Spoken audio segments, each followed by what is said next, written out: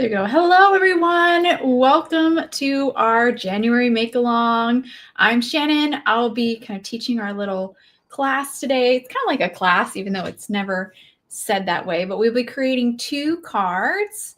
I'm going to pop over to the comments too so I can see. Yay, Rosie's here. Hi, Rosie. Hello, Cheryl. You're from Queen Creek. I'm in Arizona too. We've been having some beautiful weather. I miss you too, Rosie. It's a long time and been a little bit crazy. A little bit crazy. Hi, Terry. Oh, you're from Maine. That's awesome. I have family in Maine. My husband's family is in Maine. And Chrissy Sue from Texas. Cold in Texas, huh? Oh, I know we say it's nice here. It's definitely nice, but it is a little chilly. Cold for us Arizona people who are used to it being extremely hot. The cards we're going to create today feature a lot of products from most of the products are from the January card kit, as well as the January clear set plus dies in the month. Let me show you the 2 cards. We're going to make these 2 cards today. We'll start with the card kit one. As you can see, the January kit, so the January release was very much Valentine's themed, and I just love it. This one's a great one. This is the clear set plus dies. There's some like flower stamps in there, but there's also a lot of sentiments. So that actually, when I pull that set out, you'll see how a lot of the sentiments could be used outside of Valentine's. So I think it's a really great set. I love sentiment sets. I think they're so handy, so useful. And then we're actually going to create a shaker card with the January card kit. Hello, Beth. Terry says, oh, it's beautiful there. Oh, in Maine? It's beautiful in Maine. It's not too cold. I'm going to go ahead and change my view. There we go. Okay. Yay. I know. I love making Valentine's cards. It's one of my favorites. And I'm going to be very mindful of how I say Valentine's because my sisters make fun of me and say that I say Valentine's. So I'm going to be I might even stumble over a little bit because I'm very mindful of how I say it now. We're going to start with the card kit one. So this one here, we're going to start with this shaker one. I'm actually going to keep it to the side a little bit so we can refer to it. And the very first thing we're going to need, I'm going to jump right in because we do have a lot to do with these 2 cards. We're going to start with an A2 panel. And before I go any further, I do want to note that the instructions for both these cards that we're creating today, there's instructions on the Hero Arts blog. You can go there and see the whole list of supplies that I'm using. It's shared in the description below, so you can see the link there. And it even has all the steps written out or typed out, so you can follow along that way too. But of course, that's the beauty of doing a video, is you can just follow along with the video as well. Okay, so the very first step is we're going to just trim down some heavyweight white cardstock to 4 1/4 by 5 1/2. So we're going to make an A2 panel. Then we're going to grab this awesome die set that was included in the January card kit. Oh, Rosie says, I say things like that. My husband says, I say library. Oh, yeah. Yeah. Instead of library. Yep. I have a lot of things like that. You have your kit, Cheryl? Oh, I'm so happy. I'm so happy. It's been quite a craziness actually, I can't even say just last month. It's been quite crazy in the warehouse, and shipping things has been a nightmare. I pray we've finally turned a corner. I'm hoping. But I know I was told that several kits were shipped out. They're really starting to pump out those kits just this week.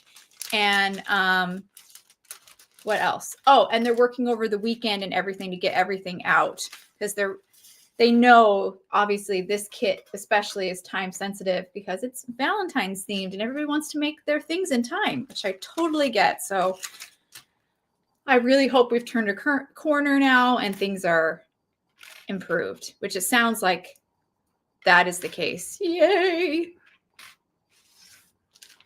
Yeah, they will work it out. I thank you guys for being patient. I know that is just so frustrating. I totally get it when you have something you expect it to be at this time. And I know you guys are already very patient. Like, I totally get it, because you guys, we aren't Amazon, right? You guys already know that. But to take even longer than you expect is, I get it, so frustrating. And you have that added concern of like, am I going to get it in time to actually make things for the holiday? So I totally get it. And I feel really grateful for you guys being so patient, because it has been a rough one, and it's been a rough one, but I think we've turned a corner. I almost feel like I need to knock on wood, because it's just been one thing after the other. All right, pulling out all these dies. Look at all these dies in this nesting heart cover plate die set. This again is included in the January kit. I love it. This is one I know I'm going to go back to over and over and over again, because the hearts are such a good size, such a good scale for A2, for that A2 size. Let me get that out. And actually, I can show you with these die cut ones, these leftover ones. That's the largest. It just fits so nicely, the proportions of an A2 size panel. So I just love that. A lot of times hearts are really kind of squatty and wide, and then you're left with a lot of negative space on your card front. Because this is a little bit longer and narrower, but not too skinny, it's still a nice plump heart. It fills the space up nicely, and I really like that. And I like how the smaller hearts are the same kind of size, so really good one. Okay, so we are going to this is going to be our main product, I feel like, that we use for the card, because it's how we create the shaker front. We will be using some other dies included in the kit, but I feel like this one is the workhorse of this card. All right, I'm going to put all my die cut hearts away, and we're going to die cut some more. All right, the very first thing we're going to do is die cut that A2 panel with the large cover plate heart die. And we're also going to die cut it with the largest, and I'm going to put these in order over here again. I instantly messed them up after I spent all that time organizing them. We're going to take the largest nesting heart die and line it in, and we're going to die cut both at the same time. I'm going to use a little piece of tape to hold everything in place. This is going to create this white panel here. I know, Rosie, it's so good, right? This kit is so good. There's so much in it. I agree. And you guys, I forgot to tell you, I need to open with this. I forget every time, because I get so excited about what we're making and this current kit. But the next month's kit, again, is packed with so much, and I'm going to share it with you. I'm going to share at the end of this live next month's card kit. So February's card kit. That's another word I say weird. February. As again, I think all the upcoming card kits, I think you'll be very shocked how much is included in them. I feel like it's more is being included now than ever before. So it's very exciting. And this kit is definitely a good example of it, because we're only using a small, I'm die cutting, by the way. We're only using a small amount of the products that were included in this kit. We'll use some of the colored cardstock, and we will use the awesome mini heart clay sprinkles. Rachel, yes, Rachel. See, Rachel agrees. Oh, Karen, oh, I'm so glad you guys are here. Our creative team is here. That makes me so excited. Yeah, they're packed. And next month is just the same, also packed. And next month has some dies that I think you guys will love and use over and over and over and over again. Yes, creative team in the house. All right, let's pull this tape off. And save that heart. You can use that for another project. I think, though, for today, I'm going to actually be die cutting some of the other white cardstock things that I need out of this. So I will keep that aside over the side. I will take this. Look at how cool this already looks. It creates, that die adds this beautiful like radiating like spokes out from the heart. Rays, maybe rays is better than spokes. All right, now we're going to move on to the smaller kind of rings of hearts. And we'll start with this darker red one, the larger one. We're going to use that same large heart die and then the next largest. So those two are going to create that ring. I'm going to use the cherry cardstock. So it's a really kind of pretty red. This is Hero Arts cardstock. And I'll just line these two up. Whenever I die cut, it's a small detail, but I do think it helps. When I feed my dies into the machine, I like to start at a smaller point. So there's like a corner that's a smaller point. I feel like you get a better cut that way than per se like going like this, where you're starting your dies in at a very large area of the die. So if you can kind of minimize that, I just think you get better cuts that way. Dies shift less that way as well. Charlene and Mindy, oh my gosh, you guys, I'm so excited you're here. I hope you're having a wonderful weekend. And it's not too cold where you're at. We have Texas cold. Oh yeah, Terry's in Maine, but she says it's wonderful. Kirsty Sue said Texas was cold. I always feel like Texas doesn't have that different weather than we do here in Arizona, but that's not the case. I don't know why I always think that. I think because there's parts of it that are can be a little warm. I'm not wearing my watch, so I can't even check what it is. All right. Not too bad today. Cold yesterday. Oh.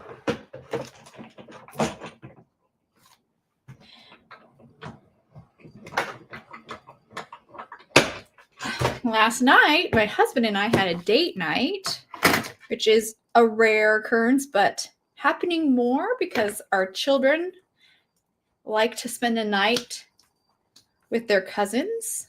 So they've been having more sleepovers, which has been nice. So next week, I'll probably take them all. And my other sisters will get to have a date night with their partners. But we did something I've never done before, which was we went to a piano bar. Has anybody ever gone to like a dueling piano bar? I've never done that before. It was very fun. A little bit crazy, but still lots of fun. All right, there's my heart cut out. Go ahead and put him inside.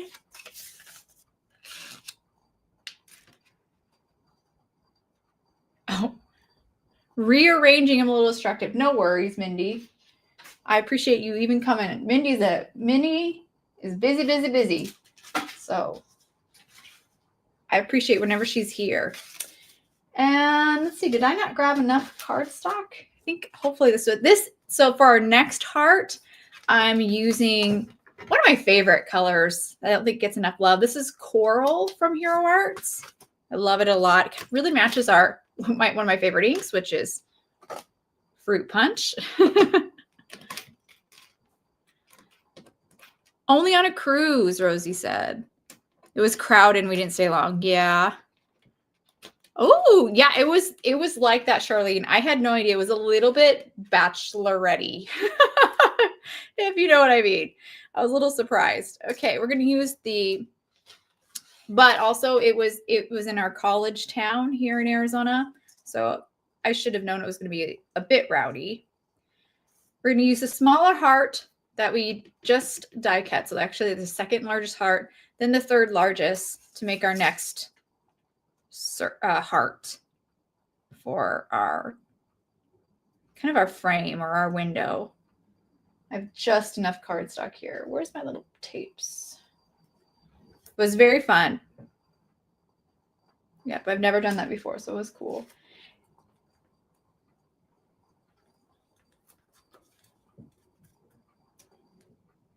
right.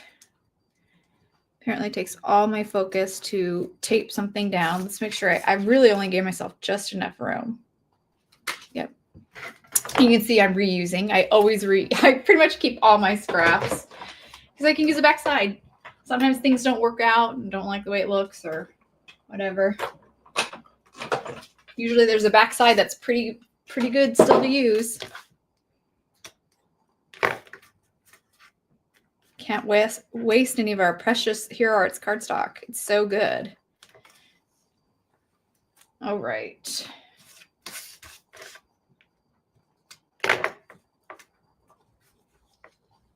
Hello. Oh, Brennan, you're here. Nice. Charlene, maybe. I don't know. I'm a little bit crazy about it, but because I need to throw things away sometimes. Sometimes you need to throw things away.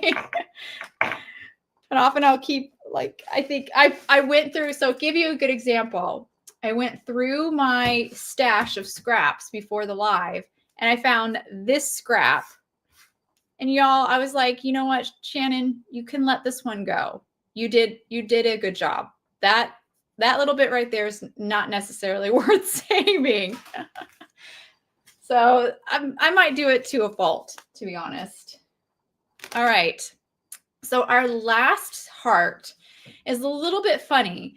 I kind of create my own colored cardstock for this heart, and I will use that colored cardstock not only for this heart, but also for these like medium pink flowers. I was trying to, I think I honestly failed a little bit, but I was trying to better match the pink clay hearts. That's what my goal was. And I think peony cardstock, which is the Hero Arts cardstock that comes in the kit, I think it actually is a pretty good enough match on its own. But for whatever in my head, I was like, nope, that's not good enough. I can do better. So I tried. But I do like the color I made, even if I don't think it really matched the hearts any better. But I do like the color I made.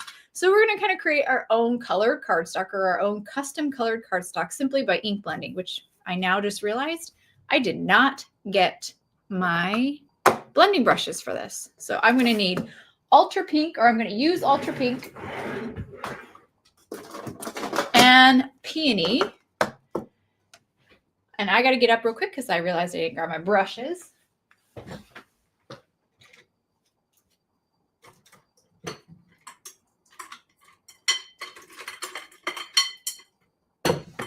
Here we go. I keep anything A2 size or larger, otherwise I toss. Oh, I think you guys are smarter than me. I think you're wiser and smarter than me.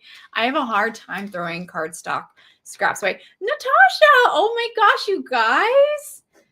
Well, I feel so honored that you are all here. The creative team really is here to represent.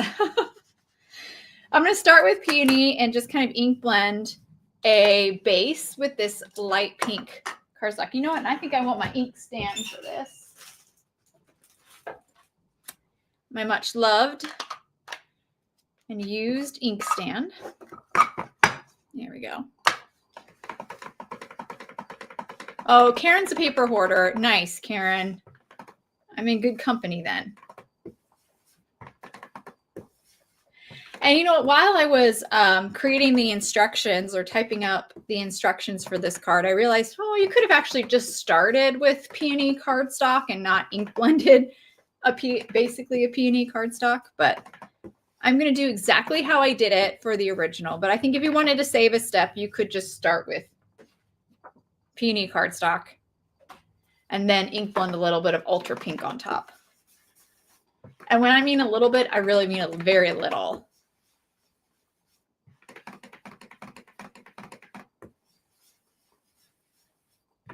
Yep, a little animal eye. Exactly, Rachel. I'm almost that bad.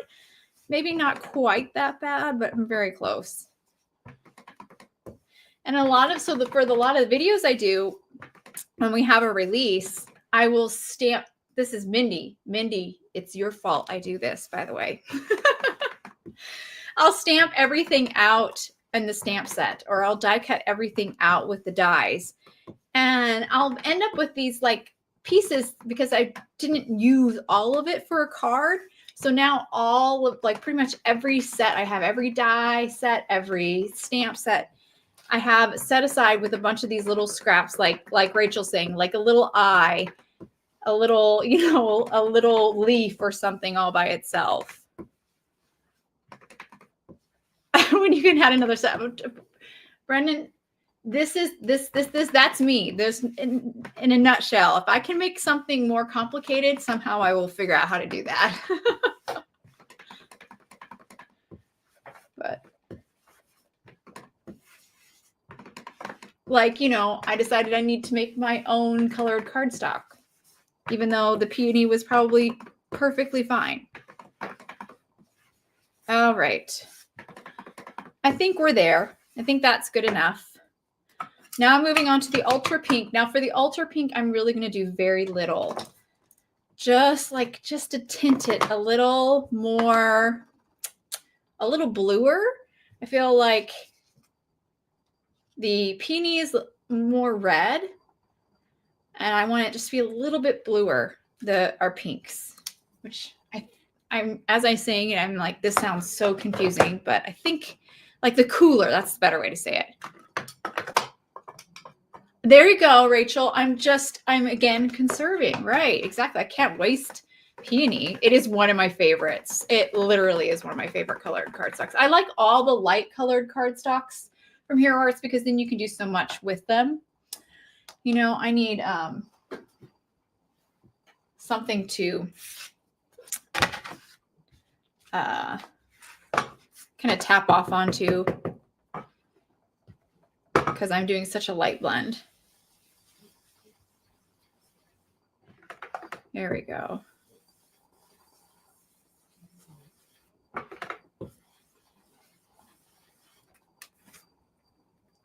Do you guys have a favorite color? Do you have a favorite color Hero Arts cardstock?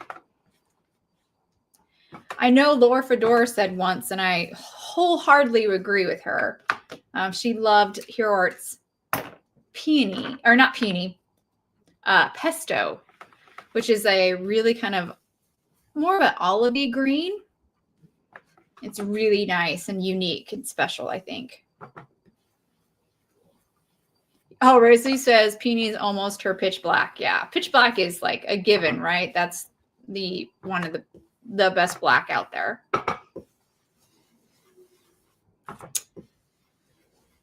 All right. I think this might be where I'm going to stop. And then I would say my other one besides, because I said I mentioned lights, I really love Arctic. Arctic is one of my favorite Hero Arts cardstocks. It's a beautiful pool, light pool. Very, very pretty. All right. So now we can die cut this. Now that we've got this color. Oh, yeah. Charlene, I remember you telling me you like nautical.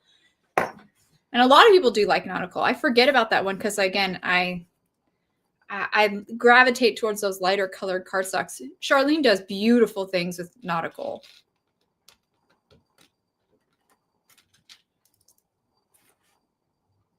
Oh, Adriatic. But I think peony is a freebie. Arctic. Oh, Brendan likes Arctic. Yeah, I agree. All right, so this is the smallest die that we used here on this one. So we're going to grab that one, and then we'll grab the next one in our nesting set. So I think this would make it the fourth largest and die cut. And I'm going to go over to the side here. I hope I left, yeah, I can die cut some flowers out of this. I'm like, I hope I have enough for flowers, and I think I do. All right, we're going to grab some tape to hold these in place, and then we'll run the zero die cutting machine. Have you guys seen the creative teams, like kind of the get to know you creative team posts that Hero Arts have been sharing on Instagram? I have loved them. I think that was so fun. I'm learning things about everybody on the creative team that I didn't even know before, and it's so cool. They'll talk about their favorite Hero Arts products and hobbies that they do besides card making. That's really neat to me because I feel like us card makers are like, we like our hobbies. And it's interesting to hear what other people are really into. Yeah, Charlene says she's really liked learning about it. I have too. It's just really fun. Oh, and the one of the best questions I think in the so each person has like a little, each person on the creative team has a little profile graphic, and one of the questions is about something that you might surprise you about them, and the answers to those have been so cool. I love that. Okay. Oh, I missed all your picks, right, Rachel? She said Peony Mist. Mist is a good one. I love Mist too. Pitch Black, of course. And Passion Flower. That's another one of my favorites as well. Okay, there's our pink. Look at how pretty that looks. Oh, I love it. I love pink and reds. I love pinks and reds. So good. Okay, we're actually done with that nesting heart set, so you can put that away. We are now going to move on to the other dies in this set. Yeah, Natasha said Karen touching a tiger's tongue. Very shocking. That was.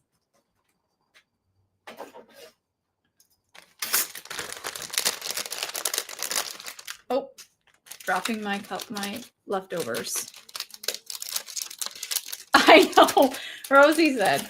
She said picking her favorite Hero Arts product is like picking a child. I know, Rosie. I had a hard time. I actually cheated and gave 2 answers, so I didn't quite pick one. And I did even cheated in the sense that I picked like a broad general category. I picked spoiler alert, I don't think mine's up yet. I did reactive inks, of course. I love the reactive inks. I love all the fun techniques you can do with them. If you're a technique girly like me, you like those reactive inks a lot. Plus they stamp amazingly. And then my sneaky double pick was bold prints. I love those background stamps. I love them. They're so fun. There's so much you can do with them. Again, so many techniques. We picked the same thing. That sounds about right, Rosie. That sounds about right. Okay, so I'm actually, before I'm going to, just because I don't want to lose anything, give us some drying time, I'm going to go ahead and adhere these to our clear acetate panel. So Hero Arts has some acetate panels that you can buy, which are nice. They have, I believe they come in a 10-pack. It's an A2 size, which is perfect for this card. We're just going to glue these down or adhere these down with some liquid glue.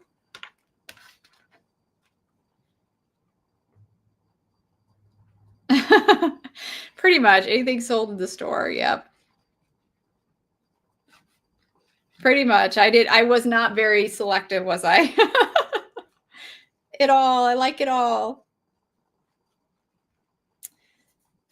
It's hard though. It's true. I genuinely do. Like if you told me I couldn't have something anymore, I'd be like, we're not talking. Like that's not cool. That's a big, don't you take anything away from me.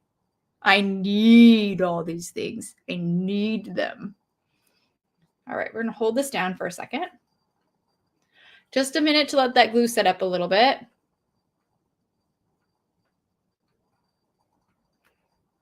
There we go.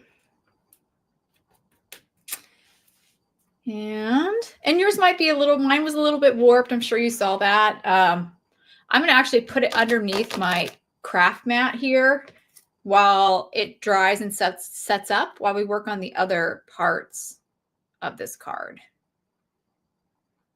Oop, and I'll try to go maybe a little bit faster. I'm being a little chit-chatty. Sorry about that, guys.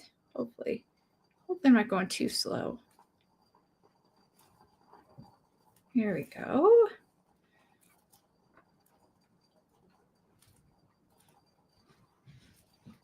Perfect. And then we'll move on to that coral one. This coral color with pink is probably one of my most favorite color combos. Pink and red, guys. It's so pretty together. Especially a very like bright, cheery red. Love that.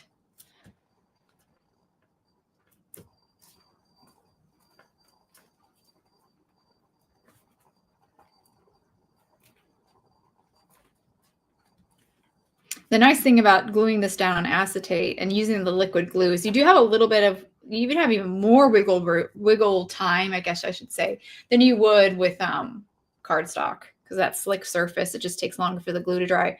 And it's just allowing me more time to really get these nesting hearts really in the right spot, so there's no gaps. We're distracted. I'm so happy you guys are here. It's so fun. I'm distracting myself, to be honest. All right. There we go. Oh my gosh, guys, it's so, so pretty. And can you imagine if you just keep going with the heart rings kind of, or the concentric hearts? It just looks so cool. I think that's really pretty. All right, I'm tucking it under my craft mat, so that's kind of has some weight on it. And we're going to move on to the flowers. So again, let me bring the card up. We're going to die cut all these flowers with the included fancy dies. I'm going to take a real quick sip of my drink.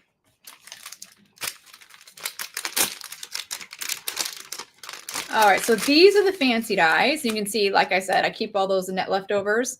The fancy die includes this awesome typewriter that actually, let's hold out the die cut, actually has cuts where you can feed the paper in. So there's a paper also included. That's this die here that looks just like a weird rectangle. It's actually for a paper that feeds into your typewriter. Oh my gosh. Can you just die? It's so cute. Oh, I love it. We're actually not using the typewriter or the paper for this card, which is kind of crazy. That's like shows you again how much is in this kit that I can completely not use a whole element of the kit, which is that whole typewriter. Oh, I didn't think about that, Rosie. That's so true. You can make a bunch of cards with the leftover pieces. I didn't even think of it. Like I had all these leftover hearts, which is why I have so many saved in here because I have leftover ones. That's very true. All right, so we're going to grab, and don't pay attention to these flowers. They're die cut out of that I did for the video. We're going to make some new ones. But you have a couple other fancy dies included in that little set with the typewriter and the paper. And these are some beautiful flower and leaves. Oh, Beth, I hope it comes this week for you too. Soon. I really think so. Soon. I know that they really started pushing a lot more through and trying to catch up from all of the warehouse delays. So I'm really hoping. I know they're making it a priority to get people their sets in enough time so they can make cards for Valentine's. So yeah, and I get it. Like it's so good. You want to play with it. And I totally understand. So for this one, I'm only going to die cut the smaller flowers. So we have this double. We'll do that guy and we'll do it twice. I think that's what I do. Oh, yep. I forgot and we'll do this one here. And we're just doing we only need to do the head. So that's what we're going to do. I'm going to put the other dies up here, or it looks like you can't see that. We'll put it here. Hopefully you can kind of makes it easier to see what I'm using. I do think, Beth, that's a really good point. I do think it can be used. First, thank you for being patient. I know this has been rough. But yeah, I do agree. You could use this year round. There's a lot of them you could use. A lot of the products in this kit could be used year round.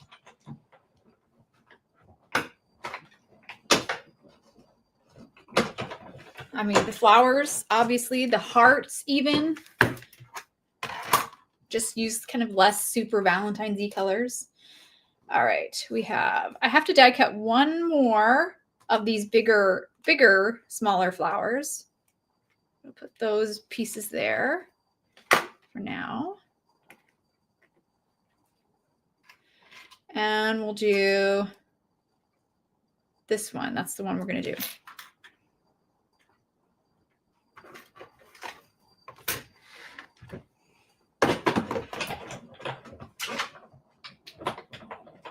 Oh, thank you, Natasha. Yes, Rose, I didn't even think about that. A wedding card. I feel like these dies, this set, like this card can be done in whites. Oh, it'd be beautiful. Thank you, Lori. Thank you. All right. So those are all we need of that kind of custom color. I don't want to lose anything, so I'm going to go ahead and die. I'm just worried about losing die cuts because that's what I do. I'm going to die cut the bases, the stems. Let's see if I can hold this up. So see these flowers, they have stems that they connect to. So let's go ahead and die cut that out now with the green cardstock. We're going to use kiwi. We're going to use that for all of our leaves and stems. And then we're going to use the same dies again and die cut out of this kiwi. And we actually don't need the full length of the die, but I will die cut them out completely for now. We end up cutting, what I'm trying to say is we end up cutting a lot of the stem off. So if you do just have a scrap, you don't have to cut the whole stem. You can leave some of it off.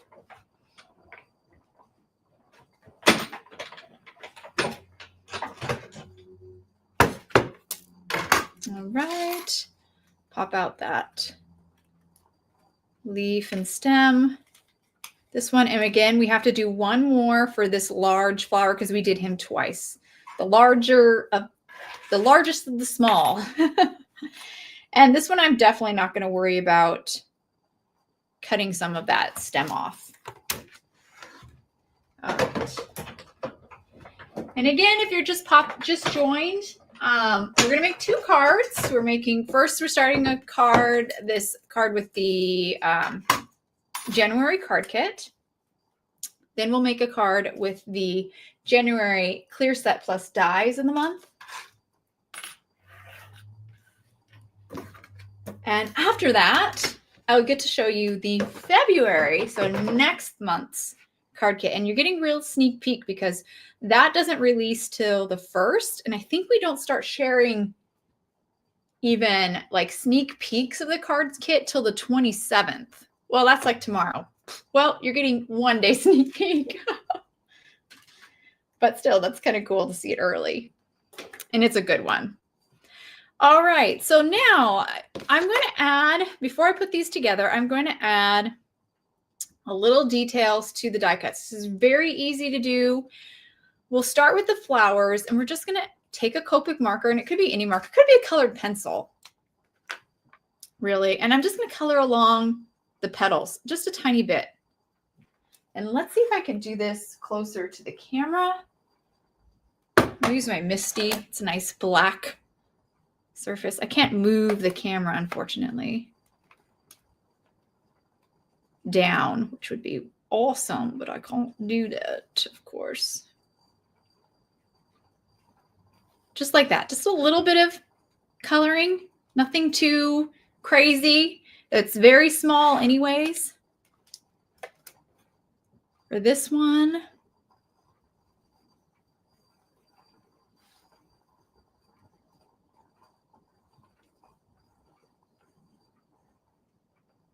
color like that. Gonna do the same for the large one.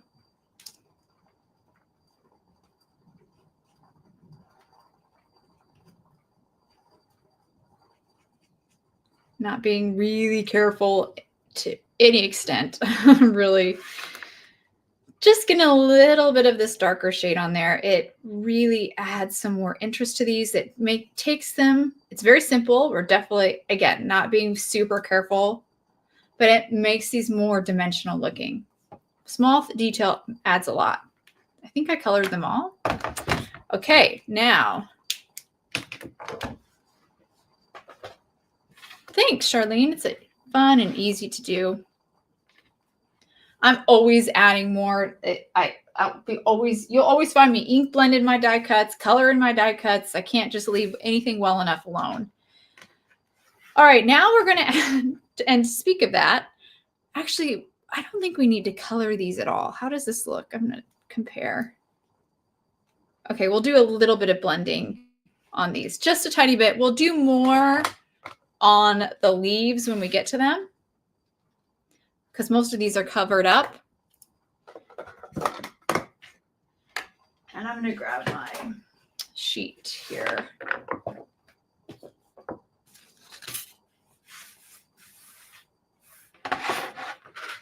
And admittedly, I'm kind of doing these maybe in the kind of a roundabout way. I'm not doing all the leaves at once, but that's just because I'm afraid I'm going to lose something. So if I glue it together, I'll be less likely to lose something.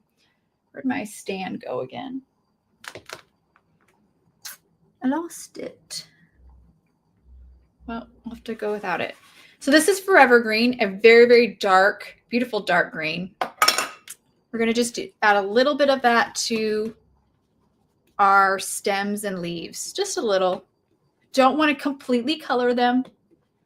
I make just a little gradation. And like I said, most of it gets covered up, but I like to add just a tiny bit to these as well. All right. Okay.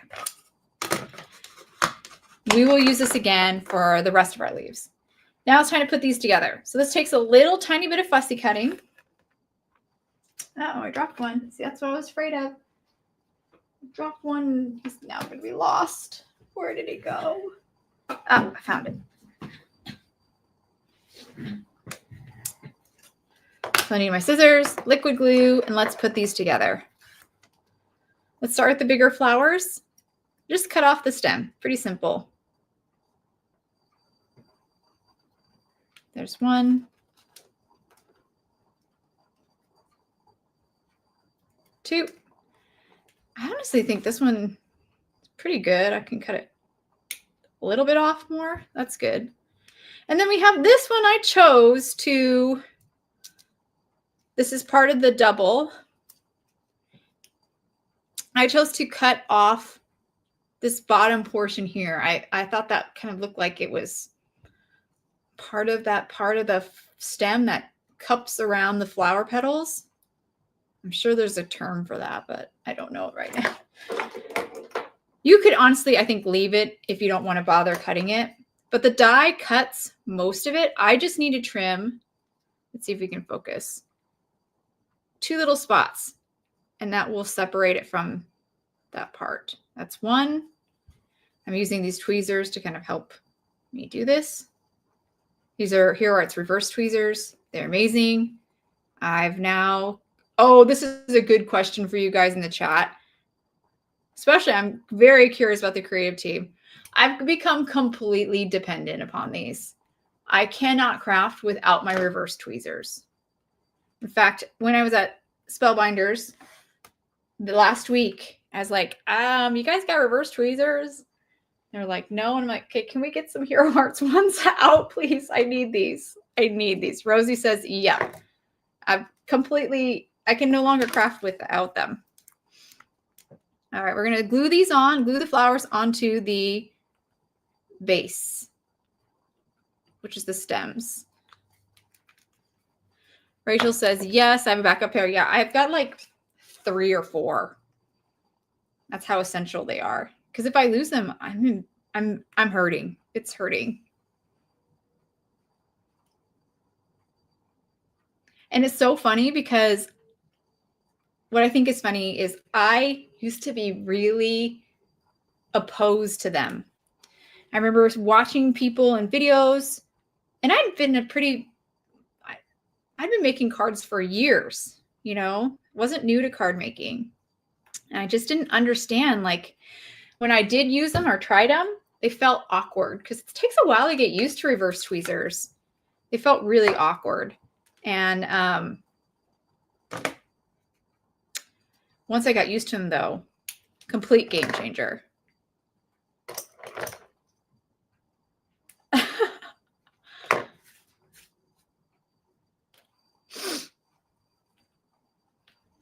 All right, now here's all of our flowers for the lighter. I promise the other ones will go a bit faster because they're bigger and they take up more space. So we are going to start with, let's start with the bigger ones, the darker red. So for that, you're going to use that cherry cardstock again. And you might be able to use, if you're not worried about keeping your hearts, you can use your leftover hearts. You can use those negative pieces. I'm going to go ahead and use that because I've got plenty.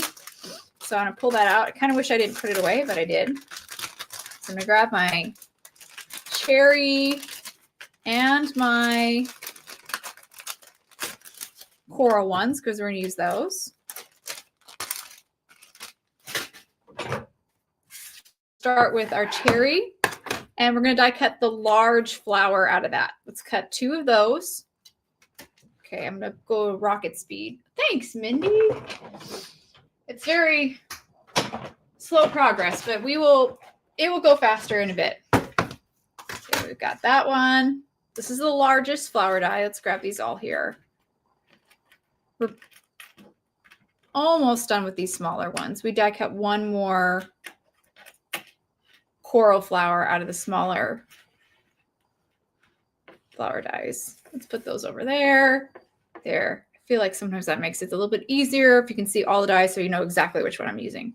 Okay, that's the larger flower die. We're going to use it 1 more time and die cut it out of that cherry cardstock. This is just the scrap from my heart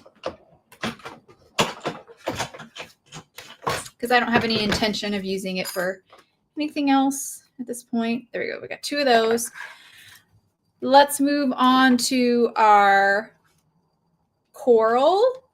There's 2 flowers that we cut out of the coral, and we use the medium or the smaller, larger flower. We're going to cut that out of the coral, as well as this single flower. Excuse me. And again, we only need the head of the flower. You don't need to die cut the whole thing if you don't want to. Save a little bit on your paper.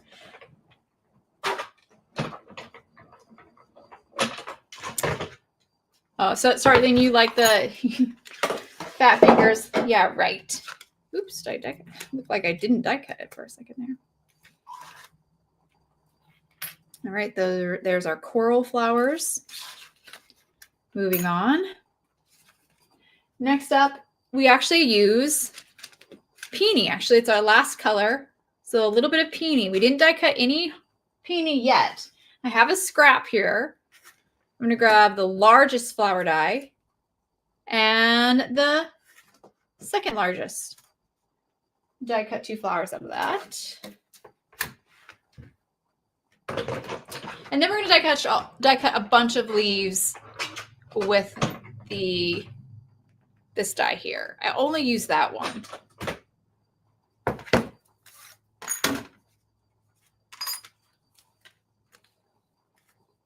Okay, there's our peony flowers. And then we'll take this guy here, this one leaf, the one with 3 leaves on it. And we will die cut it twice out of, again, that kiwi cardstock. Actually, kiwi is another one that I really like as well. You don't need the entire stem. So if you want to save a little bit, conserve a little bit, you can. We end up cutting and separating the leaves anyways.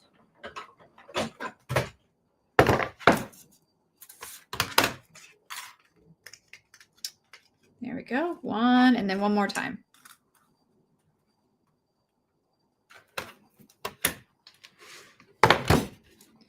I do want to make sure I have the whole leaf though. Oops. Pull out my hair. All right.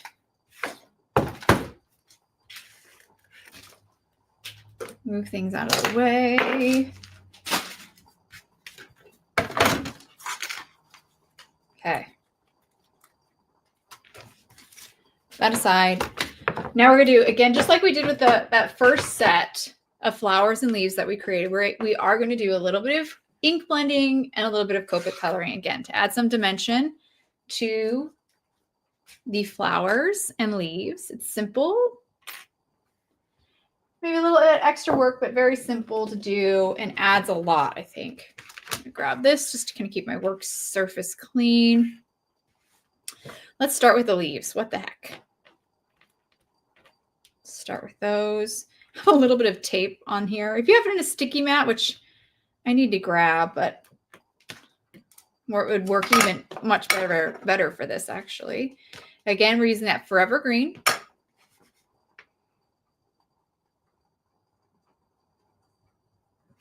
I don't know, Laura, if it has been discontinued. I haven't heard anything official, but it might be. It might be. But I feel like if they have leftover plates, I don't know. That would be, Laura, that would be a question you can send. You can email info@heroarts.com. Ask them. They would know for sure. I don't want to say something incorrect.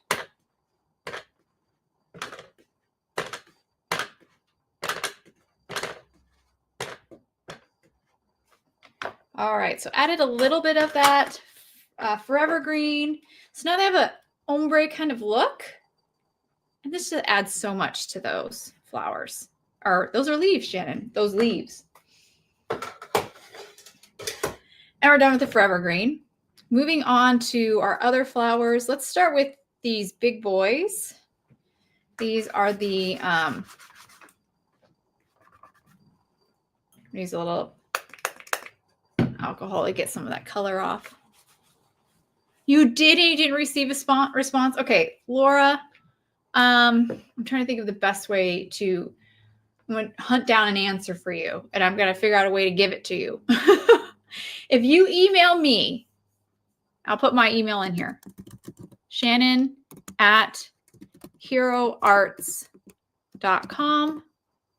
There you go. I put it in the chat too. Email me, Laura, so I have your email, and then I will hunt down an answer for you and then email you back. Sorry that you didn't get an answer with your other email attempts.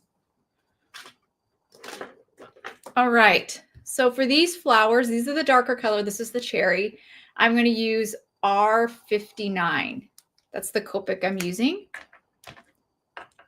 I didn't even tell you the Copic I used on the pink flowers. I'm sorry about that. I do have these in the instructions over on Hero Arts blog, but just real quick, this is the Copic I used for these flowers here, the first ones we colored, which is RV34. Now I'm using R59. Just going to color the petals. I'm coloring for these ones. I'm taking a little bit more care. Coloring where the base of the petal. Let's see if I can do it closer to the camera again. Yep, I'm going to Carmen Sandiego. Brennan, you know Carmen Sandiego. I'm thoroughly impressed. I'm very impressed. Those who don't know, first, if you don't know Brennan, you need to follow him. He's amazing. He has a YouTube channel, makes incredible videos. But he's much younger than me. And I feel like Carmen Sandiego was from my days, my youthful days. All right.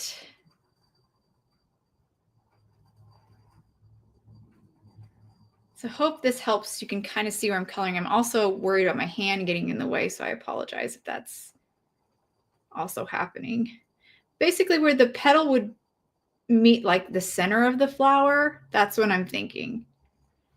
And that's, I think I missed one spot here. That's pretty much it. Pretty simple. Looks really good. Oh my gosh, Rachel, I was going to mention the Carmen Sandiego PC game. I was going to mention that, but I was afraid that was too deep of a pool. Now I feel seen. Yep, I played that game too.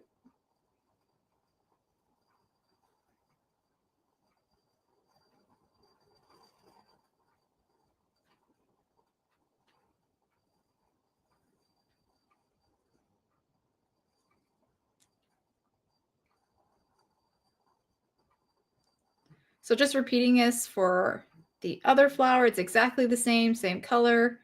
It's even the same die cut, so coloring in the same spots.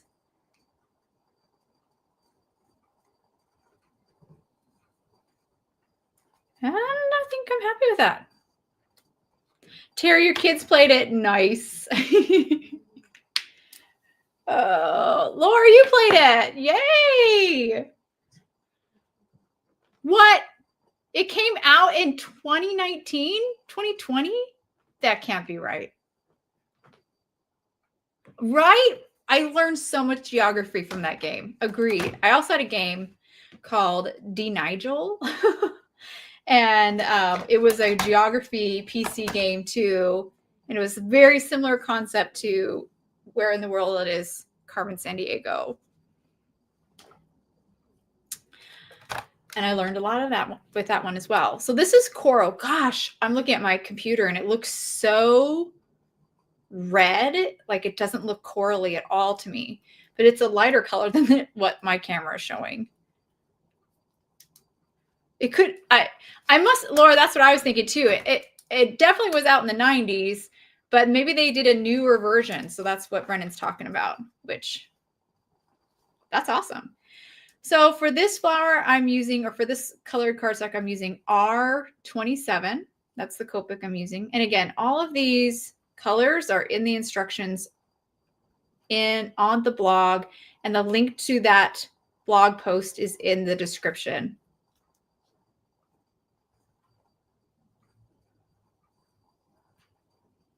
Again, coloring kind of the base of the petals. And for this one, since it has such a prominent center, I'm actually going to color the center as well. So much of that center is exposed, and that really helps that one. Otherwise, it looked a little weird, I think. And we've colored this one before. So same kind of way we're going to color it again. Really simple. There we go. A reboot on Netflix. Oh, really? So it's the show. It's not a game. Well, okay. It's a game. Maybe is it like a game show, Brennan? I didn't even know this happened. And I have children who would probably watch it. Who probably should watch it, actually. My kids, they hate everything that I grew up loving. So they probably will not like it. It's been a big very sad to me. They don't like anything that's not CGI. So like if there's cartoons, like drawn cartoons, they don't really like that much. It's really interesting. Rosie says there's an updated video game too. I want that game. That sounds fun. All right. I'm using R20 for the peony flowers.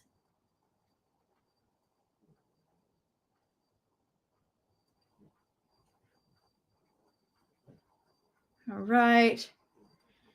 And we, believe it or not, I know it feels like, oh my gosh, there's so many. Well, I can't lie.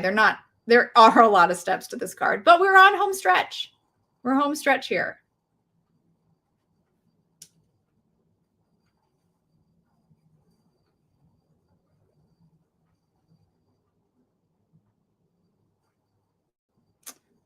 And there we go. Nice. That's all done. Mindy says, my daughter wishes she was born in my... Mindy, she doesn't know, right? She doesn't know. I think, not like our time wasn't bad or anything. It's just, I think a lot of people, these younger people, would have a hard time like living in the pre-internet and early internet. I think that would be hard for some people to get used to. Oh, and Mindy says she's like, yep, she agrees with her daughter. I think with the internet thing would be very strange. I think I would have a hard time reliving my time without the internet. Say, as we do a live, right? On the internet, making cards. Right? We've become very, well, some of us, me, have really adapted to it, right? There's so much good we can get out of it. There's also bad, but there's a lot of good. All right, those are all of our flowers. We're done. The survival of the fittest. All right, we're almost completely done. We have one kind of last thing, which is the sentiment. That's kind of the last thing we have to make, and then we put it all together. Oh, the playground. Yeah, playground was rough. Playground could have been rough for sure. All right, we're going to quickly do the sentiment. I'm just going to heat emboss on black cardstock. So I have a scrap of black here. Pop it into my Misty. Speaking about things we can't use, function without, my reverse tweezers and my Misty. I can't stand without it anymore. And included in the January card kit is this awesome 4x6 clear stamp set with a bunch of sentiments. A lot of them basically all look like typewriter font, which is perfect with the whole typewriter dies and layering stamps that were included in the card kit as well. But we're going to use just this I love you here. Keep it kind of simple for this card. I played with metal sheets. Oh, okay. Brennan, you win. I don't even know why. Oh, slides. Yes, slides. I was thinking, what? I can't read. That's my problem. In the 90s, metal slides. That's brutal. And I remember the slides that used to be, let's see if you guys remember this. They used to have metal slides, but they were rolly metal slides. So like a bunch of, I don't know, cylinders that would roll, and that's how you'd roll down. Those could be a little bit pinchy. And not to mention being metal and burning you. Apply some anti-static powder. Yeah, that's what I think. I agree, Charlene. I think that is a blessing to not have that. I agree. I'm gonna apply some or ink this up. So you of course can use embossing watermark ink. Mindy taught me this trick and I've never looked back. I use unicorn pigment ink as my base. Unicorn pigment ink is a pigment ink, obviously. Pigment inks take longer to dry, so they can actually hold that embossing powder as well, just like an embossing ink would. So you can use this instead of embossing ink. One, you need unicorn pigment ink if you don't have it. It's the best white pigment ink out there. There's so many techniques you can do with white pigment ink. So if you don't have it, I really encourage you to get one. And if you're going to get one, if you're going to get a white pigment ink, let it be Hero Arts Unicorn White, because it's the best.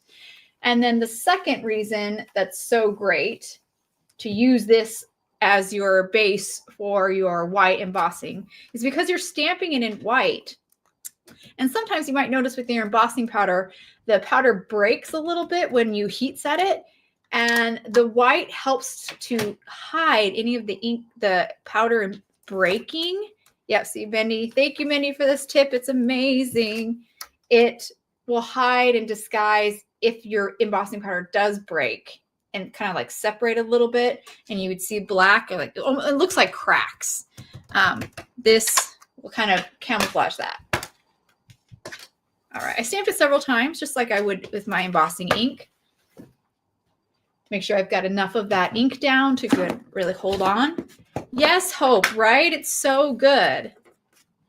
Dip it into my white embossing powder. Tap off the excess. Now I'll quickly heat set with my heat tool.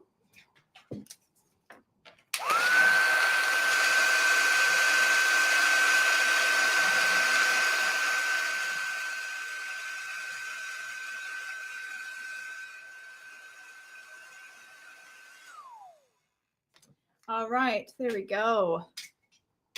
Now I'm going to trim this down to a sentiment strip.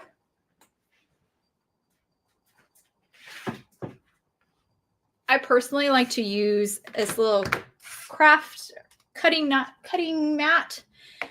It's from We Are Memory Keepers. It comes with a magnetic ruler. And this is just the way that I found I like to make my sentiment strips. I use a craft knife to do that, to cut it.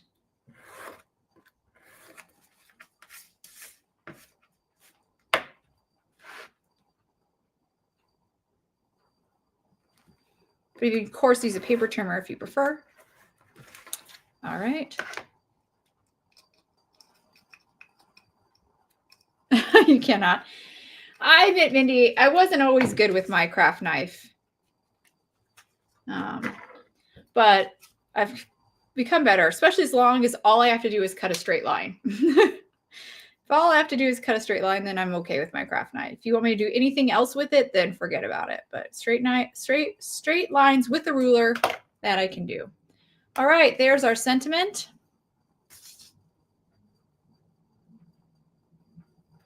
All done.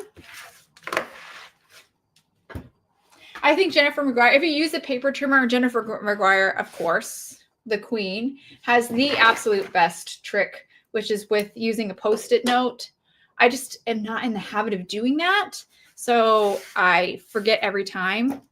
But you can absolutely cut a perfect sentiment strip with a paper trimmer as well. All right, we need a card base. I have one here. We need to bring this all together. We have our flowers. We have our heart panel. The last thing we need is an A2 panel of some peony cardstock. Again, this came in the kit. This is the only time we've used peony. This is technically our custom color, which is a little bit, you can probably see with the flowers a little bit better. A little bit different shade, our custom color, than the peony. And that could be a whole way to skip a step, is just use peony. Not even make your own custom color. Like I said, my attempt was, oh, I think these clay hearts are a little bit different than the peony. So that's why I made my own colored cardstock, which was silly. I think in the end, I decided that was a little silly, but that's what I did. All right, now we are going to, so I just glued that down to a A2 top folding white card base. This could definitely be a side folding card base if you prefer. We need to make a well now for our shaker. So you are going to use some craft or some foam tape to do that. I have this 1/4 inch. It could actually be much wider than this. We're going to use that to kind of frame out where our well is, our crater well. To cut one to go right across. You can go about here. I'm just eyeballing it. I can use that panel back and forth to kind of make sure. But once I get that top one, it's pretty easy to do the rest. Let's go downward more. Yep.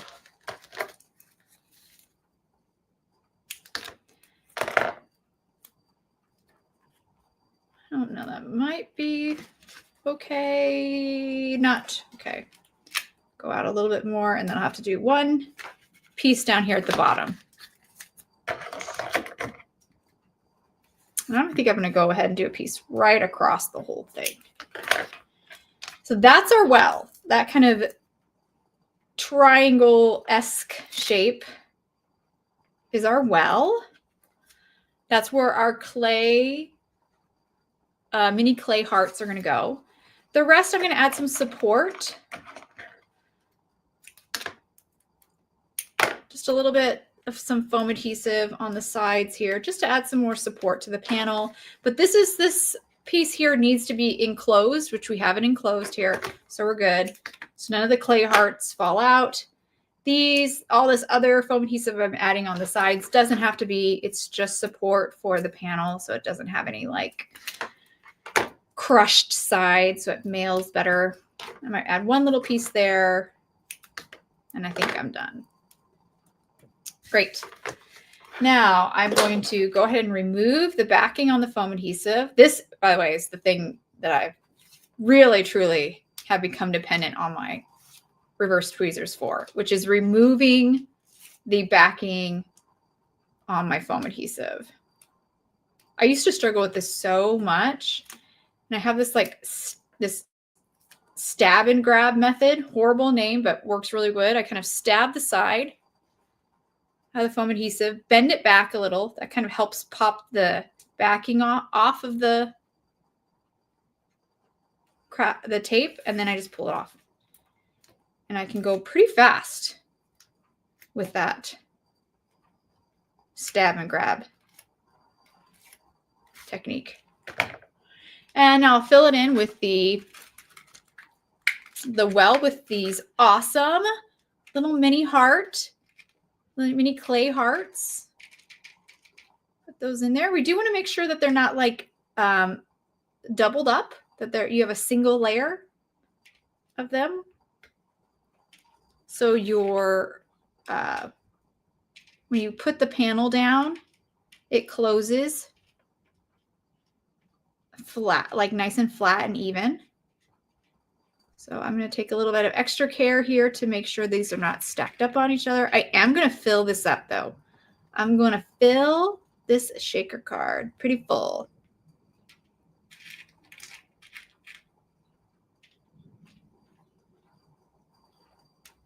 The only problem I have here is I'll get some of them stuck on my craft foam or my foam tape. But the clay hearts are, luckily they're not like glitter or anything. It comes off pretty easy. Glitter can drive me nuts trying to do something like this, or even sequins sometimes. Feels like every chance they get to stick to that foam tape, they do. Ooh, gosh.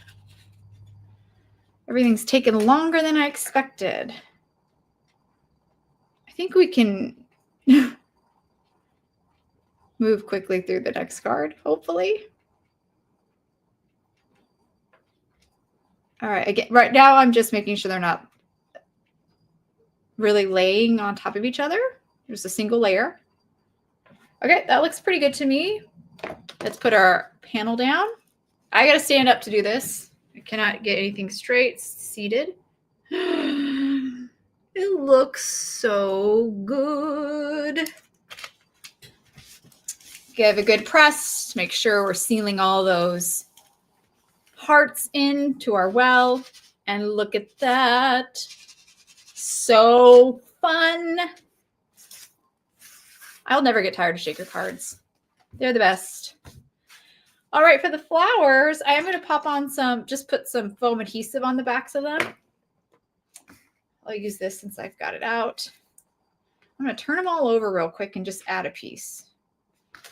And I think real quick before we get going with that, I'll cut the stems off because I know I'm not going to need them. They kind of get in the way.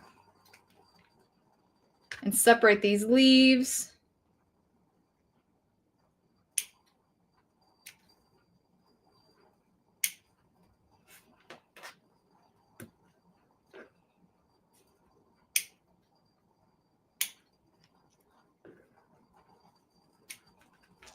All right. And almost all my flowers are turned over. Where's my tweezers? Ah! I need them. I need my tweezers. All right.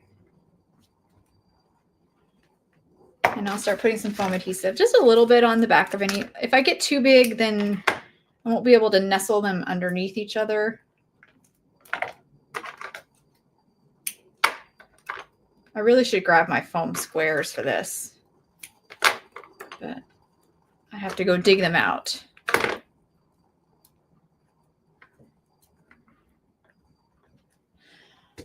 And I will switch over to my 1/8 for the others because it's smaller. And you know what? To save time, I'm going to pull the backing right off now. Can be a little bit annoying, a little sticky that way, but I don't have to go through each one of these and start pulling that off anymore. So that's nice. See, annoying because it's sticky, but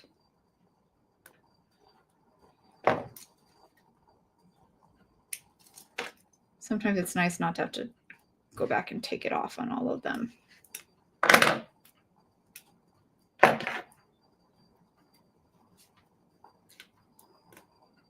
Just because these are so small.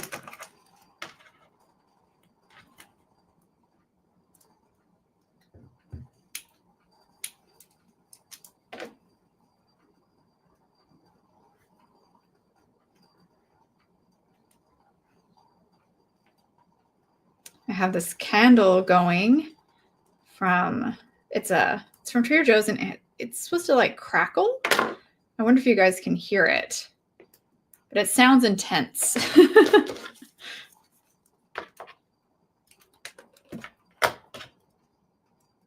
I can really hear it from where I'm sitting. It's like a whooshing sound, kind of sound.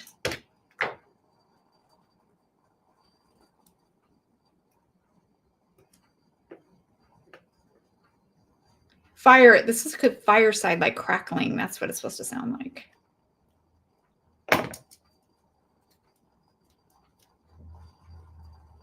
Doesn't sound very soothing. Yeah, it's scented. It's scented too, yeah. I like it.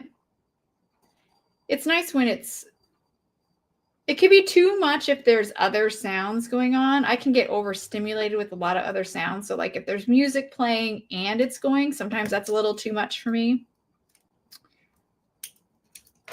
But like right now where it's just me talking is kind of, especially when there's no sound, when it's quiet, where I'm thinking. I can't talk and think. It's nice to have it going.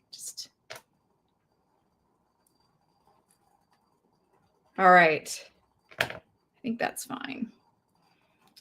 All right. I'm going to actually pull this over and just use it as a reference. I don't want to have to think too hard. I do have to remove the backing on some of these larger flowers. Let's do that. Start with that big one. This one here. I'm just going to follow, so you can do the same thing if you're following along. Mimic basically where these ones were or are. We cut the same one, same colors, so in the same size, so it should be pretty easy to kind of replicate. I think this one is actually a little bit more over.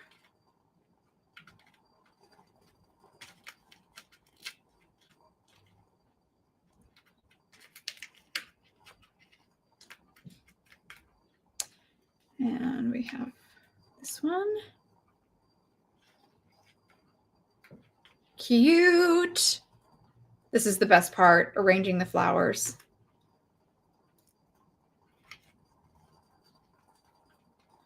And then we'll tuck in some leaves here and there.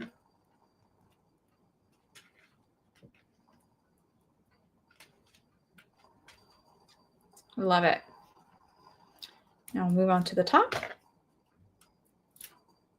Oops.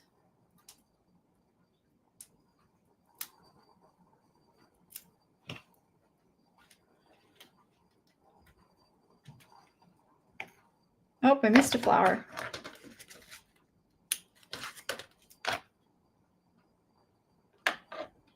Where's one of my big ones? Did he drop on the ground? On the ground. Of course. That's not it. Where did it go? Ah! We're going to use this one instead. I don't know where my big one went. I don't know. Oh, is this it? Here it is. Found it. Good. It's like I'm going to have to color that other one.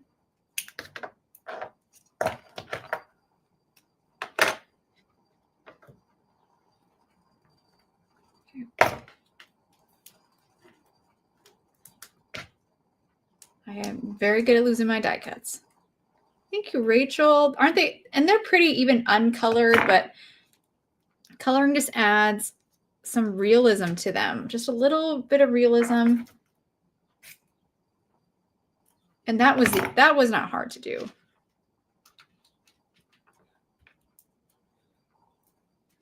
And they're so pretty with these little accents, just really pretty.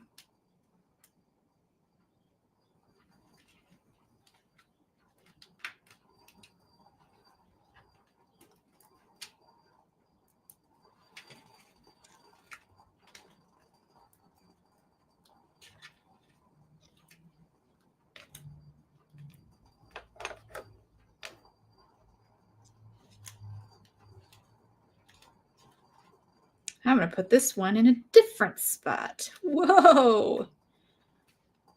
Cute.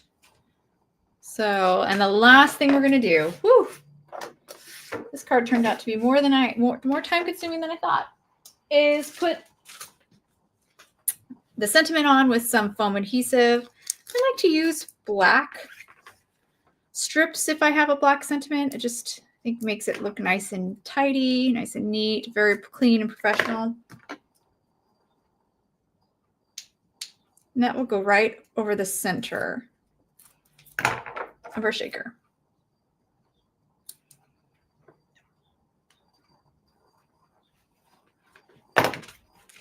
And there's our finished card. So pretty. Such a fun one. Thank you, guys. If you were able to craft along with me, I hope your card turned out really cute. All right, second card. The second card, we're going to be using the clear set and dies of the month, which I'm going to grab here. This is what we're going to be creating. This card looks pretty simple, but what I take advantage of is creating a jig to kind of mass stamp out these images. First, let me show you the clear set and dies. Looking for some white cardstock here to put behind this. Okay, we'll have to go with this, just an A2 panel. The clear set is a great sentiment set, like I was saying. Again, kind of Valentine's themed, but not really. Like, nothing says Happy Valentine's. They are all really kind of generic. That's maybe evergreen's a better way to say it, but they're just really great sentiments that you could definitely use year round. Sending you love, hello love you, you're my person, you have my heart, which is what we're using today, and you're the sweetest. So again, some really good sentiments that you could use year round. The set also includes these solid kind of floral stamps, very simplistic, very stylized florals that actually are little hearts, if you notice, if you look closely, which I think is cute. And there's a coordinating dies for this set. So I'll pull all those out. There's dies for every one of the sentiments as well as all of those floral images. So everything you see here, there's a coordinating die. All right.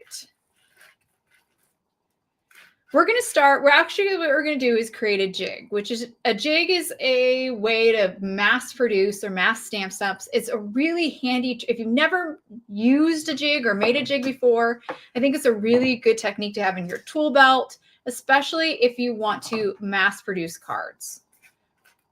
But it also works for other situations, for when maybe a sentiment, or not a sentiment, when a stamp and a die are difficult to line up, you might find a jig is the best way to get that to work together. So I think even beyond mass producing, a jig is a great technique for maybe for other situations as well.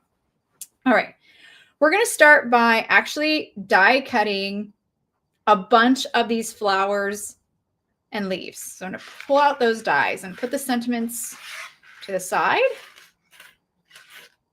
So we have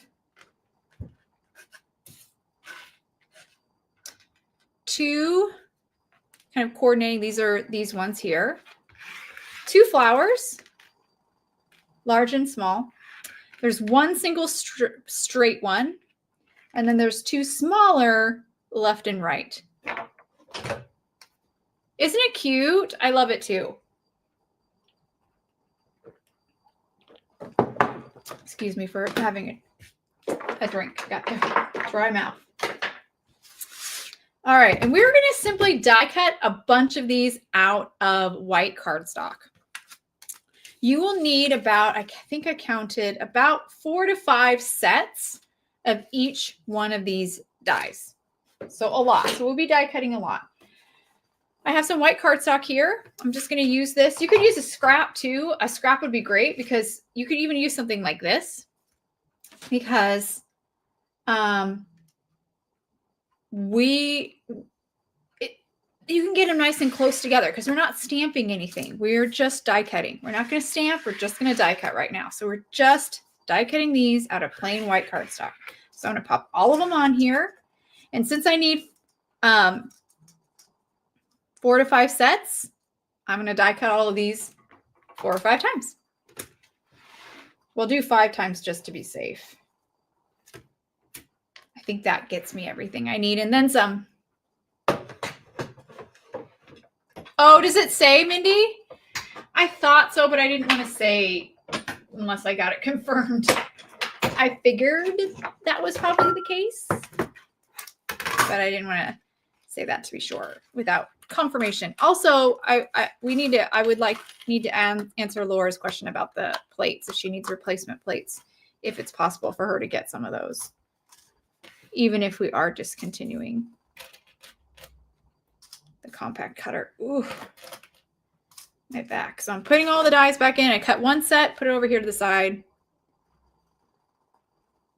I was in chat with Kelly already about shopping.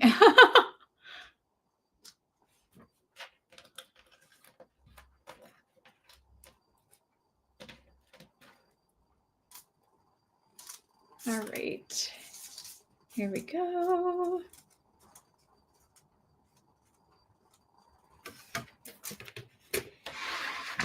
Die cut these again.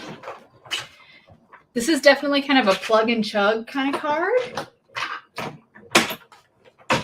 because we have so many of these die cuts and that we are just like so much of the same thing, just combined together to make one kind of beautiful heart floral like frame. Okay, that's set 2. Here we go again. I think I can get all of them out of this piece. What do we think? I think I can.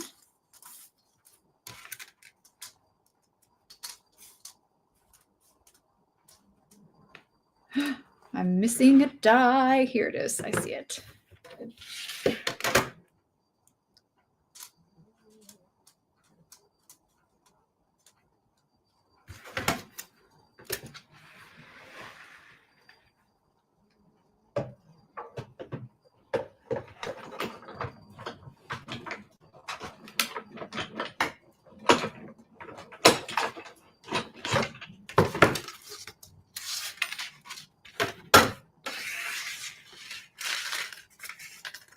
Pop that out. And this is set 4 here. Ooh, to get 5 is going to be kind of tight.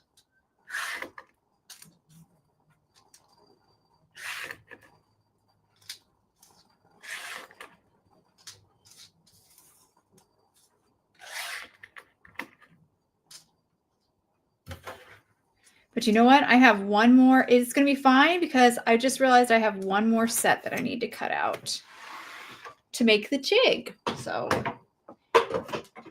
that last set, the 5th set, will cut out of the jig. Okay. Pop all those negatives. And this is a good idea, I think, to stretch your kind of this idea of taking these smaller images and kind of making a bigger thing out of them, which in this case, we're making like a floral frame, but you could also arrange them in a heart shape. There's a lot of things you can do with these smaller images that sometimes we forget about that we can use them for. So I think this is a good good idea to show you how to stretch those smaller. They could be stamps, they could be dies even. They don't have to just be stamps. Is this enough? I'm going to go bigger. Okay, I'm grabbing a scrap of cardstock. For this case, I do like to go a little bit bigger so I have space to kind of ink these up and stamp them without like cross-contaminating them.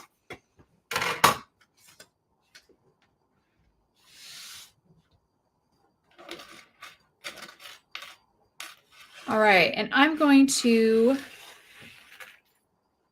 oh no, I think I dropped one. Well, let's see. Okay, so you need a bigger scrap, preferably. So what we're doing right now, I should back up. What we're doing right now is creating our jig. And I just realized, you know what we should do before that is actually stamp them. Retreat, reverse. Do I still have all my dies? Yes, I didn't drop one. Okay. We'll start by stamping for our jig. Okay, so you're going to take this cardstock, put this away. And again, preferably heavyweight because it's going to hold the die cuts in place better than a like 80-pound, a lighter weight cardstock would because of the thickness of the cardstock. I'm going to put the cardstock in my MISTI.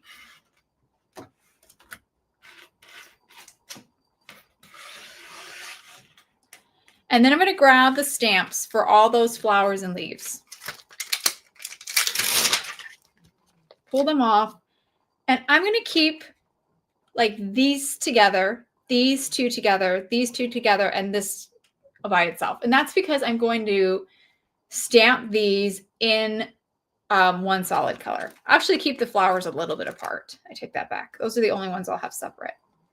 So we'll put those a little bit together. Let's do our other leaves. I can basically use a corner of this cardstock for each set. This one here, he's our single.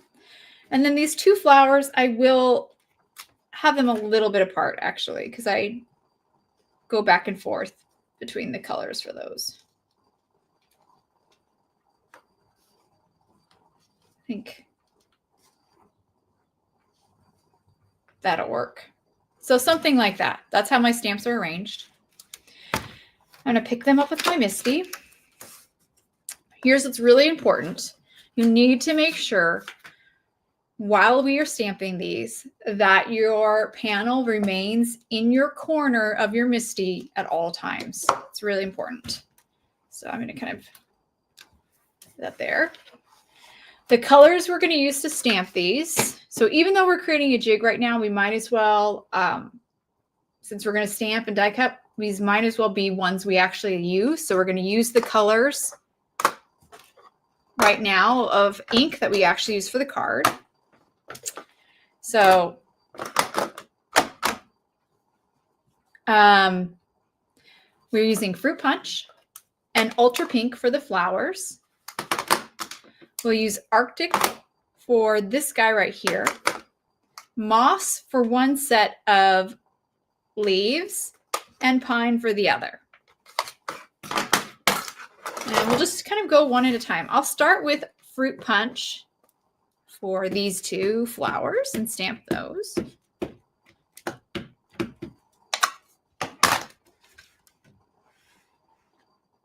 I like to use my scrubber to kind of stamp. Again, see, after you stamp, a lot of times the stickiness of your stamps will cause your paper to move or shift when you lift up. So always make sure it's back in the corner before you stamp again.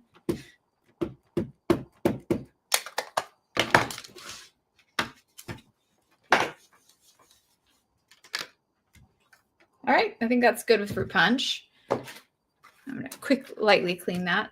I'll move on to, let's do these leaves. I think I use moss for these smaller leaves. It doesn't really matter which one you use which, but that's what I did. Moss is one of our core inks. It's a beautiful A little bit olivey color. Hero Arts has some really great greens. Sorry, I'm missing your comments, guys. I'm trying to be a little bit more speedy with this card than I was the last. I'm surprised how long that one took me because I thought that was the quick card.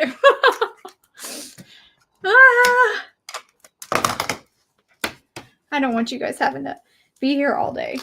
All right. I think that's good enough for that. I'm going to do this one more time. Looks like he's moved a little, so I'll put that back.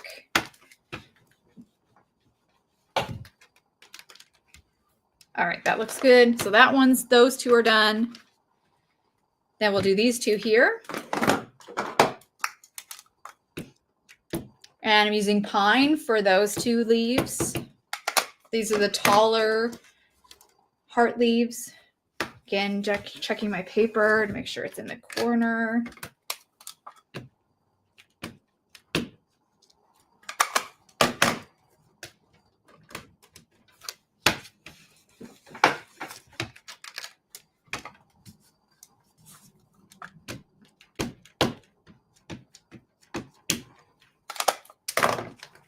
Pine is looking a little dry.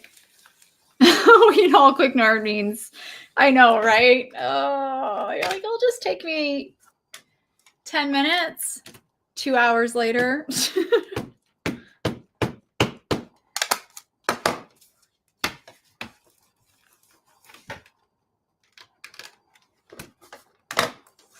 I think I may have broken my rule, but I don't think it shifted too much.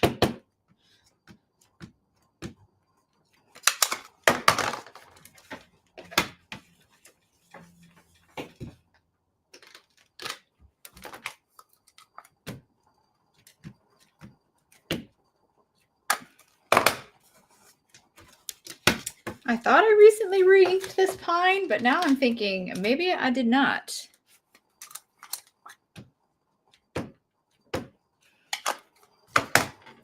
He's looking very dry. Yeah, I think it's cute. I think that was a really cute design. Really cute idea to make them out of hearts. So fun. All right. One more time, I think, for that guy.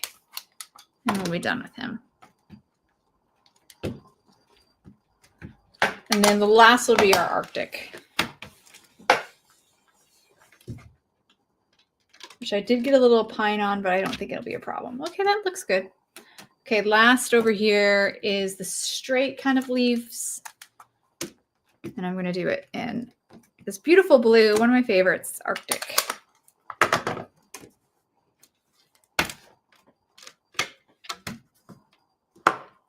Okay, we're going to put these aside. Things are getting crowded.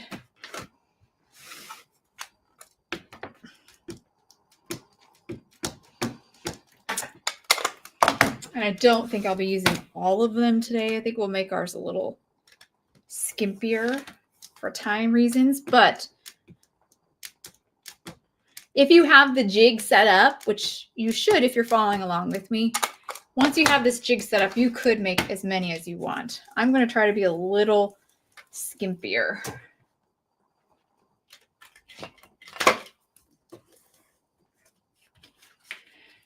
And these first set is more time consuming. The other ones will go faster.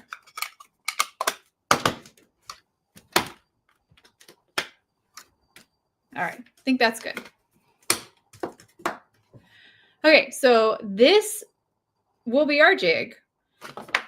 We need to die cut our flowers out, or our images out. So I'm going to grab the coordinating dies.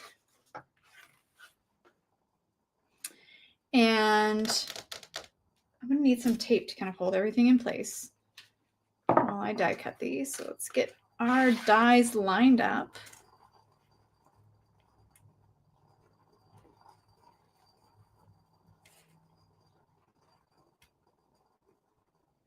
You do want to take time here and do the best you can.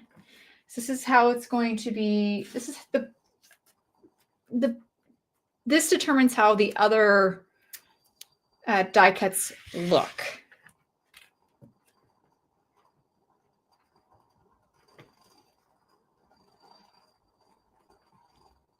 And for these flowers, I kind of just rotate the die around and around and around till I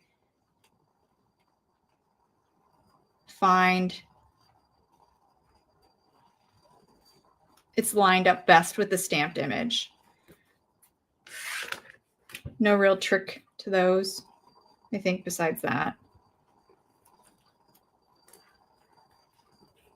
Oops. There's that.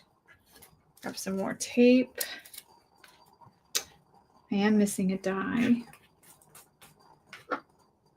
I'll add all of them. He might turn up after I get these stuck down, hopefully.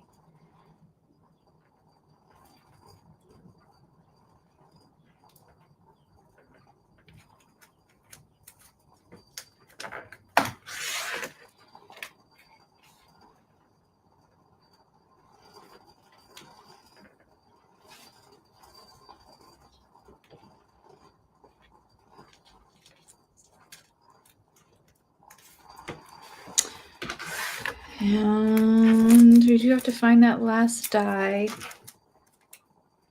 how it always goes. I gotta lose something.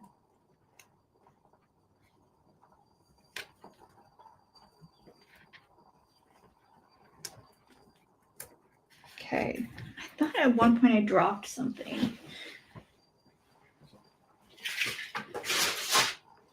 Let's see if it didn't just get in the pile here.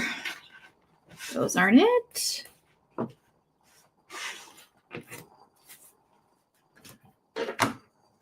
You are not it.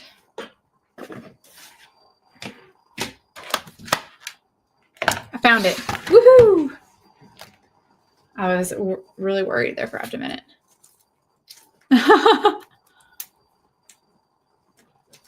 Thank you. No worries, Beth. This is a longer one today for sure. I'm glad you're here. I hope you enjoy your time with your son. Have a good time with your son.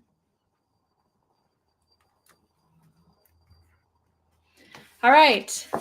Phew. All lined up, ready to die cut out, and then we will really be rocking and rolling.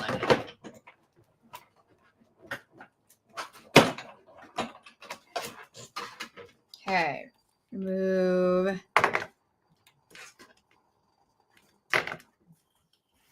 Taping the dies. Oh, they look good. That's exciting. Happy about that.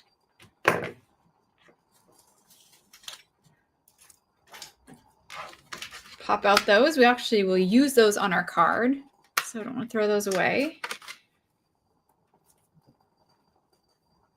So good. We are done with the dies. That's nice. The only other time we'll use the dies again is for the sentiment, when we stamp and die cut the sentiment out. But we are done with the dies. So most of our die cutting is done. Now we just have a bunch of stamping to do.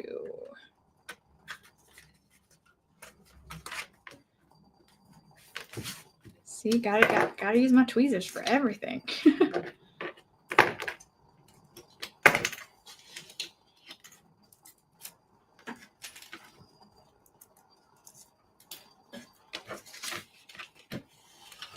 Perfect. Awesome. I'm happy.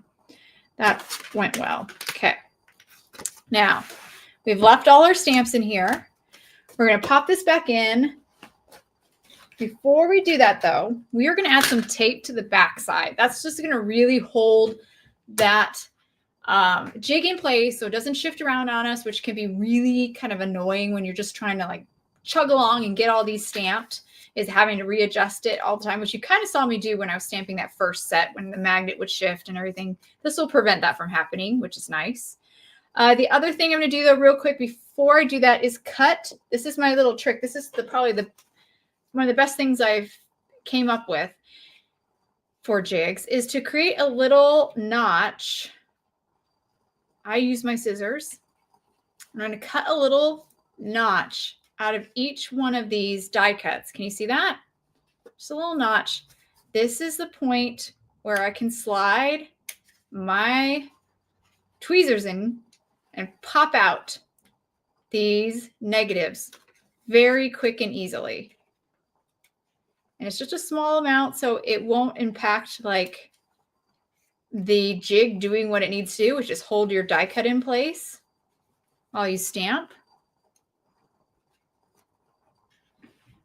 Yes, isn't that nice, Cheryl? I agree. It's so nice not to have to cut your dies anymore. That's a big perk, right, guys? Love that. No more cutting your, you having to separate your dies anymore with your snippers or whatever.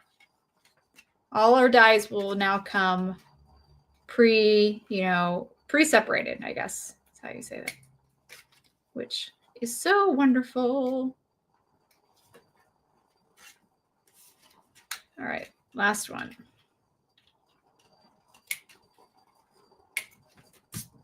All right, so now we have little notches cut. We make it super easy. Okay, add some tape to the back of my cardstock. Turn my jig, technically.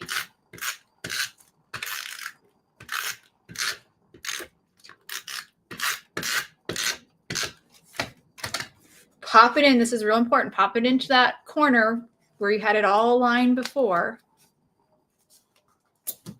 There we go. Hold it down. Okay. Now our stamps are perfectly lined up with our jig. Now we just pop in our die cuts. Now it's plug and chug time. And I'm going to just do like one thing at a time, so I don't have to worry about inking up different inks at the same time. So let's stamp these in Fruit Punch. Oops. Touched my camera. Looks like it's okay. So Fruit Punch. Yes, I did not come up with this.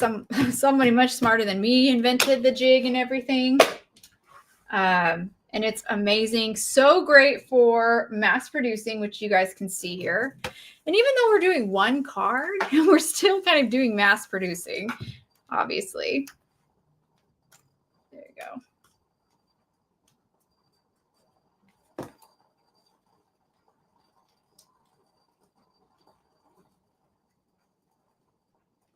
This one popped out. Which way does he go? There we go. Ink these up one more time.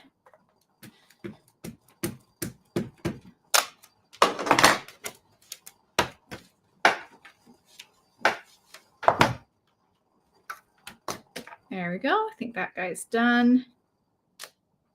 Use my little notch to kind of pop them out. And you can put that aside. I'm going to do I think I'm going to move to the pink now. So pop these in.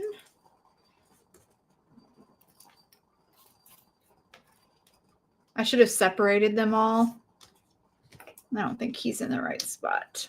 The flowers are the trickiest ones to line up because they're so similar on all sides. There we go. I just kind of turn it around.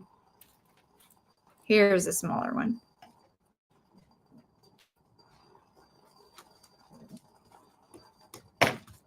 Actually, I'll do it the way I made the original.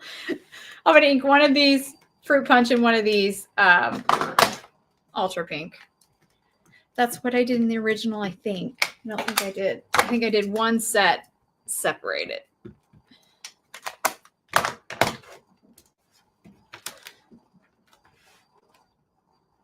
Yay! Okay, that was better. It's nicer when they stay in place, when they don't pop out. It's a little bit easier.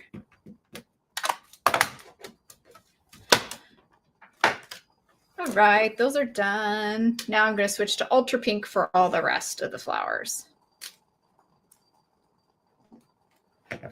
So pop in the negatives again. Got it on the first go. Love that.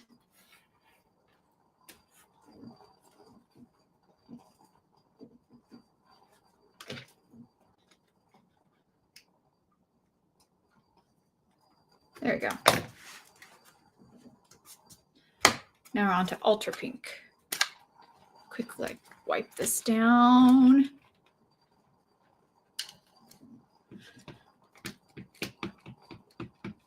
Yeah. Rosie said, I never knew this snipperless life. I know.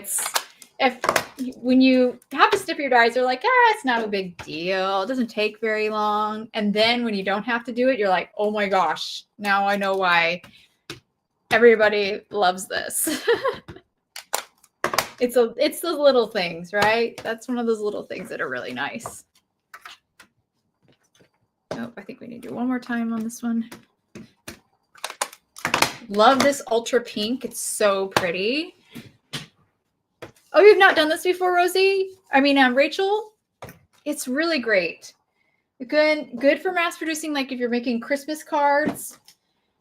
This is what I do when I kit. So when I teach a class sometimes for like retailers, or even sometimes at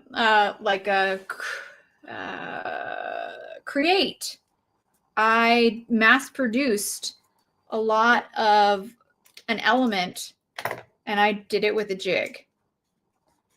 So really great. Did I lose? Oh, here's more. Did I die cut too many? No. Yes? No. Why does it feel like I have so many? I don't know.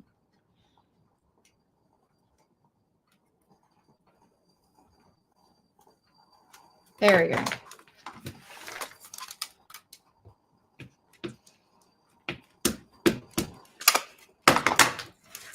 No, I don't think a lot of people have done the jig before. It doesn't always make, like, we're not always, there's like only some card makers who would mass produce a design. A lot of us really enjoy the process of creating. And so doing the same design over and over and over again is not as fun for them. So I get that, but I've done both. I've mass produced my Christmas cards before and used a jig. Also, it's very handy, like I said, for those teaching purposes for kitting.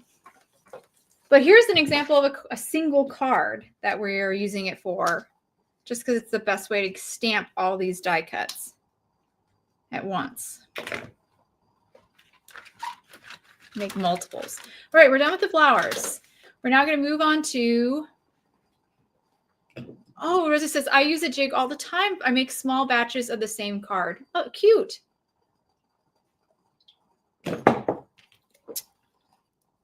That's a brilliant idea, Rosie. Rosie sells her cards. So that's a really good idea.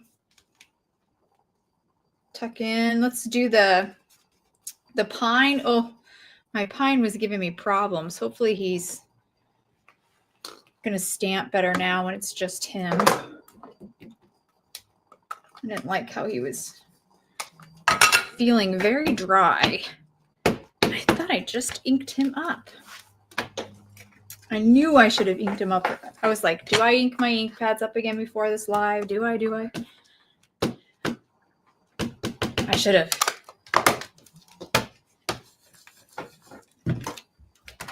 All right.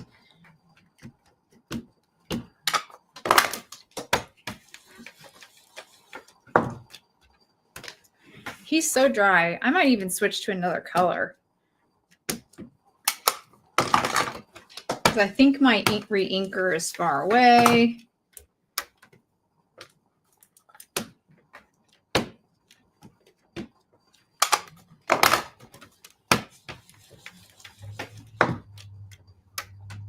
I think I'm going to switch to another color. We're going to do a combo. I'm going to do green apple, which is a reactive ink. It's much brighter and more Kelly green. But I'll use that to do a base, and then I'll stamp on top with the pine. That's my solution for right now. Because I don't have the patience for it. That looks good. All right, that's fine. I'm happy with that. I'll do the combo, I think, for the next set, so you'll see better what I mean. Okay, pop that out. Okay, grab. the next two.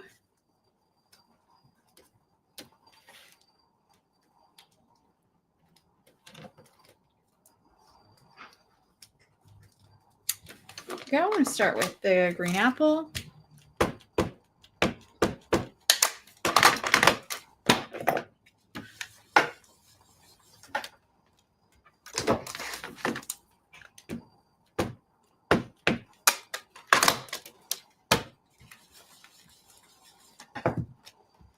Now I'll go on top with the pine.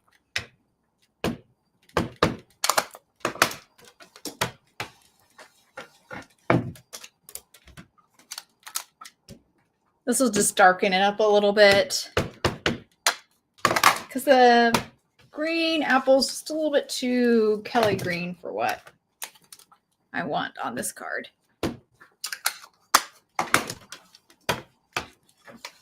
But I absolutely have to re-ink my pine after this. He's so dry.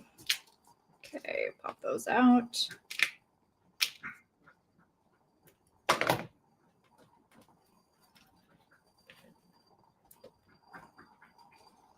And I think this might be my last set that I do. Like I said earlier, I'm going to cut out some of these sets. I don't think I need quite so many.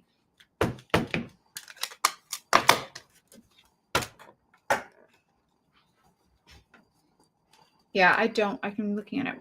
Looking at it right now. 1, 2, 3, 4, 6, 7, 8. So I just need 8 total. And I'm almost there.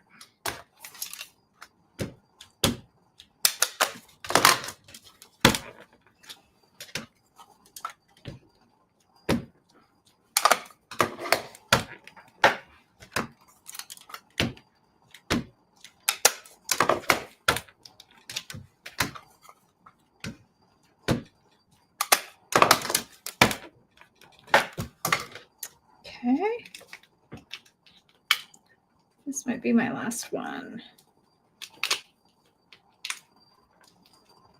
I have 1, 2, 3, 4, 5, 6, 7. How can I have 7? I have 8. I was like, I've been doing pairs. I gotta have an even number. All right, those ones are done. Let's go to the top two. These are the smaller ones. And these are in that beautiful olivey moss color. Pop those into our jig. Let's get these inks out of the way. Grab our moss.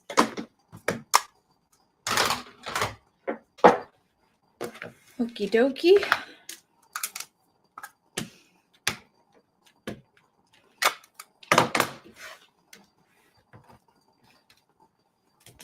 Ooh, nice. Love that one.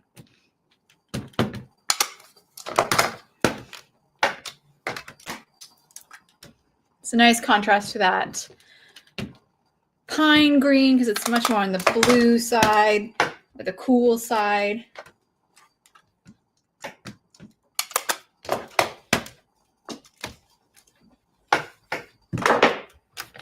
Okay, those are done.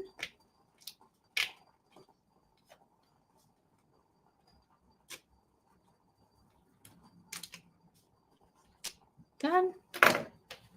Grab our some more. Oh, yeah. Get in there, you.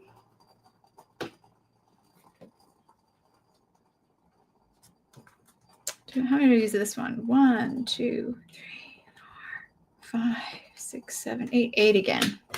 So yeah, some are 4 sets, some are only, some are 5.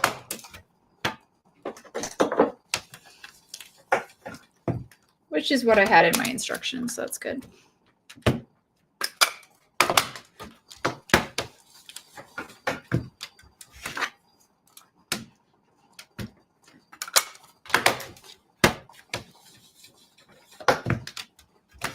All right, geez.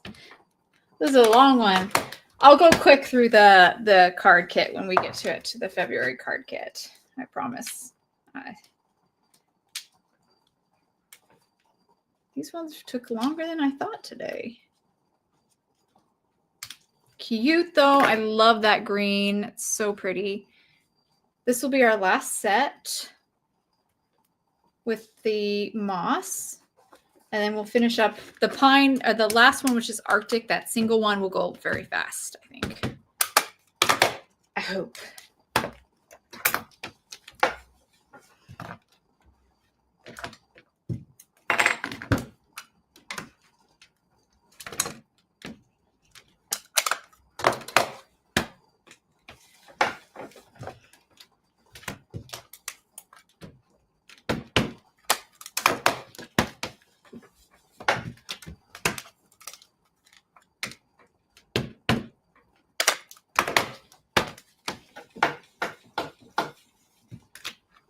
My rickety old table. I have a vintage table. I think we might be getting a new one. I think I might have to actually get a new one.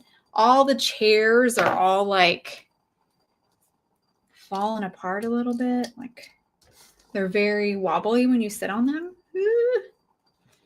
So I think it might be time to retire my table.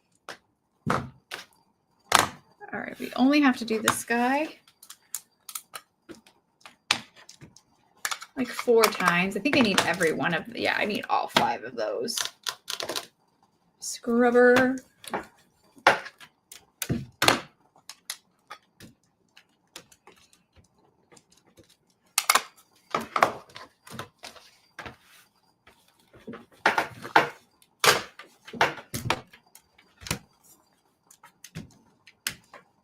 And once we have these stamped, it goes pretty quick from there.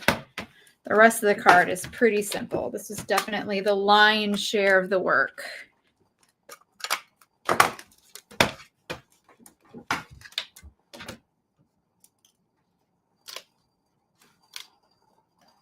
Oh, these colors are so pretty. Wait till I pull them all on screen so you can see them together. They're so pretty together. Again, that pink-red combo that I love so much. Incorporated on this card. I think this would be really pretty to see in all like pinks and reds. So no greens, no blues. Because like I said before, the leaves are actually little hearts. The petals are actually hearts. So you can really kind of embrace that design and go all pinks and reds. Okay. 2 more.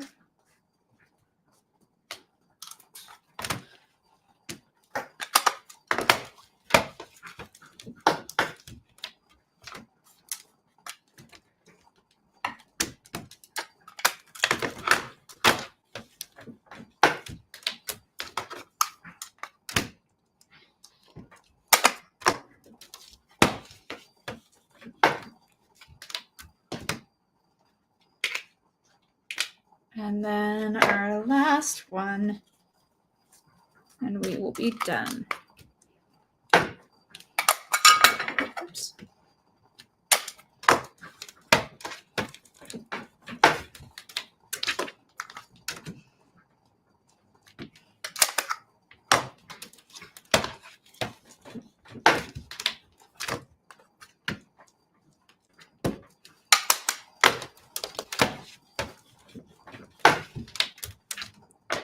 All right, I think one more stamp and then we'll call it done. All right, that finishes all our die cuts. Whew. You can leave that in there if you want, but we are done with that. Okay, so here are all of our pretty die cuts. Look at them. That looks so fun, right? It's like, oh, I want to start playing with them and arranging with them. Very pretty. So those are that. Yay. All right.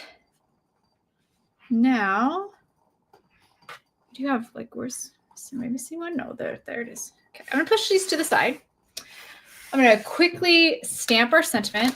I'll just use my top part of my MISTI just because I'm feeling lazy and I don't want to have to clean my stamps and put them away right now.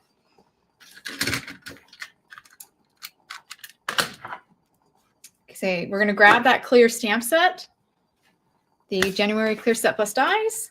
Again, I'm going to use You Have My Heart. Put on some white cardstock, pick it up. We will be heat embossing this, but this time I'm using gold. So I will go back to my tried and true embossing watermark ink. I'll put down some anti-static powder here real quick before we get going.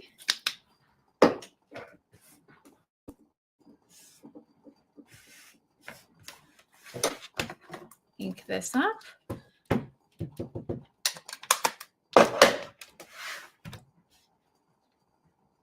we go.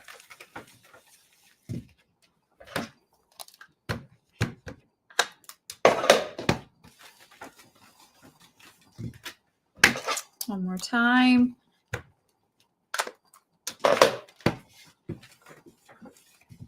All right, there we go. Move that. Dip it into gold embossing powder. I do think this would be really cute though, just in black. And then use black enamel dots for the flower centers. We will be using pink enamel dots, but black would be a really cute way to incorporate the sentiment. All right, I will now heat set with my heat tool, so it might be a little noisy.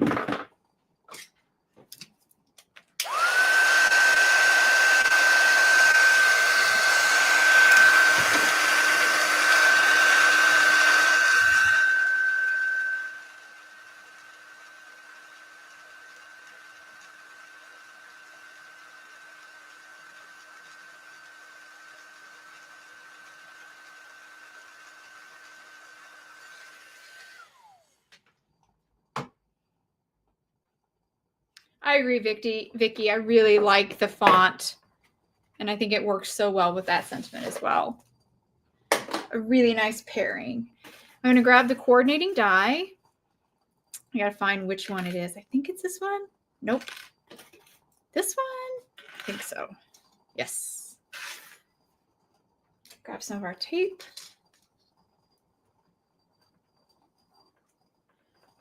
You guys, we're almost there. Oops, that does not look very good. Let's maybe do a better job, Shannon.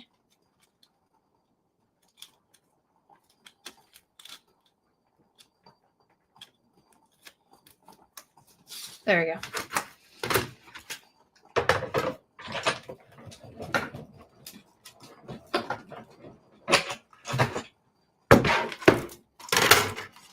And I'll need my tweezers.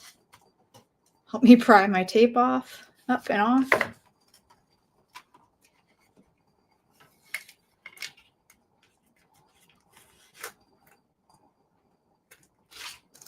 Oh, I'm glad you like them, Vicky. That makes my day. Die cut puzzle time, absolutely. Cute. Oh my gosh, it looks so good. We now need to cut a heart that will go behind our sentiment. The heart dies are from the card kit, so I'll grab those heart dies again. I think that's the right size.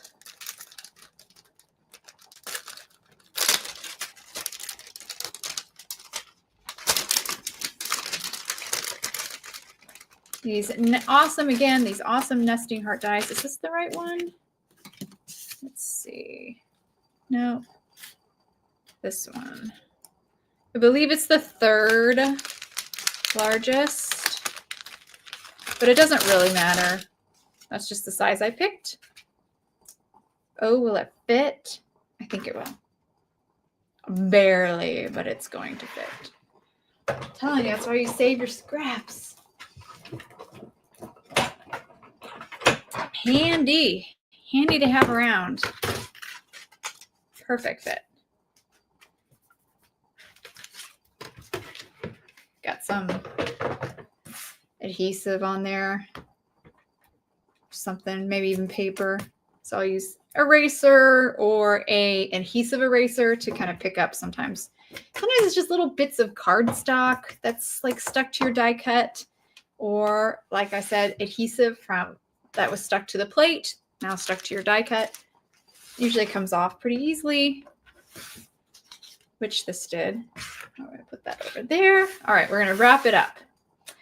I have one more A2 panel of peony cardstock. Again, this cardstock was included, or a piece of this was included in the card kit. And you can see how much I love it. I used it on both cards.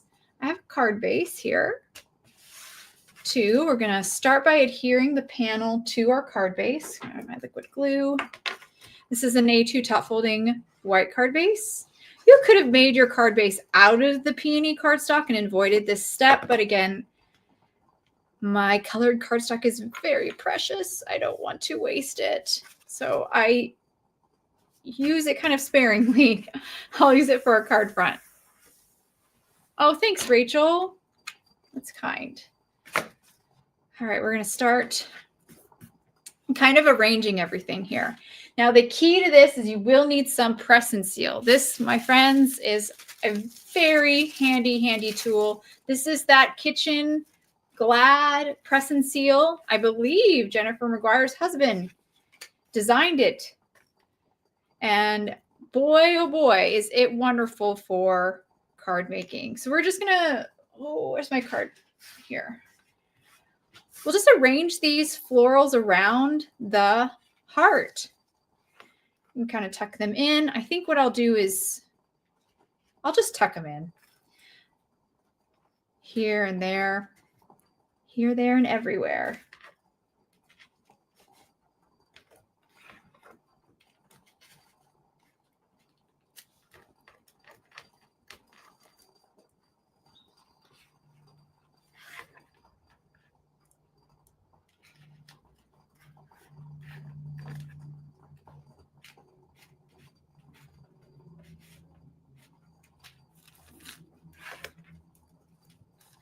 See, I think we have plenty. We're already filling this up pretty quick.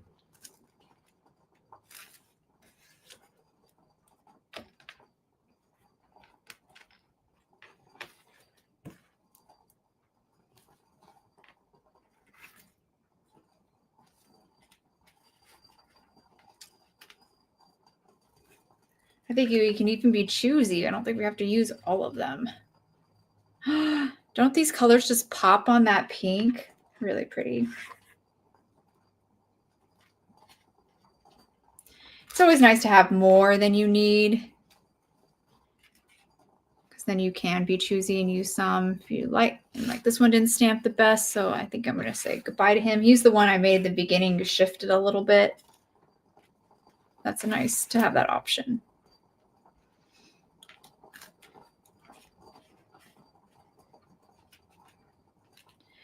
Okay, now that we've got kind of the outline of the heart, just tuck some of these more in. I'm going to actually pick this heart up, and that's where I know I need to kind of fill in.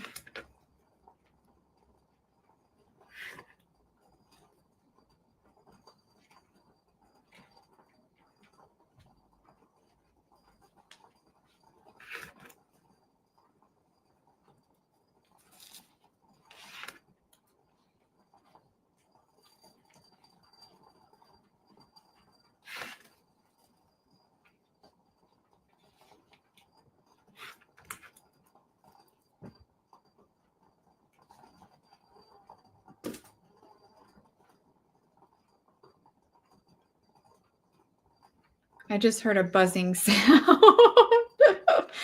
It's like, what is it? What's buzzing around here?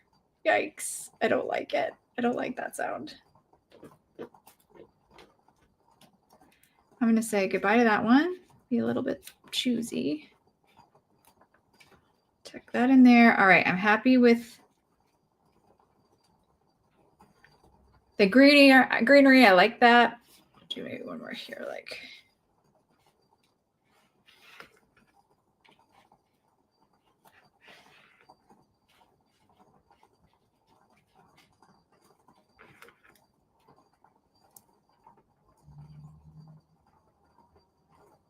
You know what I think it is? I think it's my candle.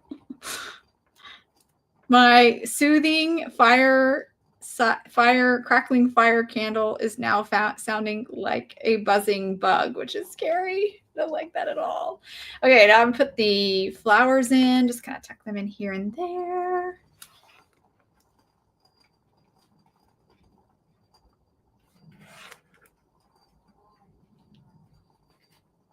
So it's like, what bug could have got? Everything's closed.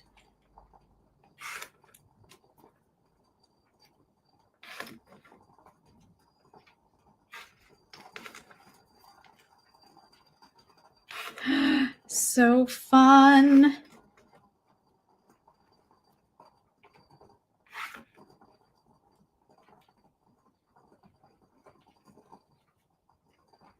All right, I think that's looking pretty good. I'm gonna grab my heart and just gonna see how we're doing. Just gonna push everything in a little bit more. And this doesn't have to be perfectly centered because we will pick this all up and reposition it.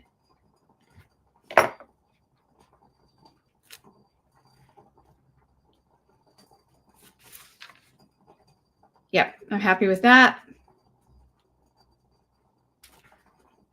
Put that down.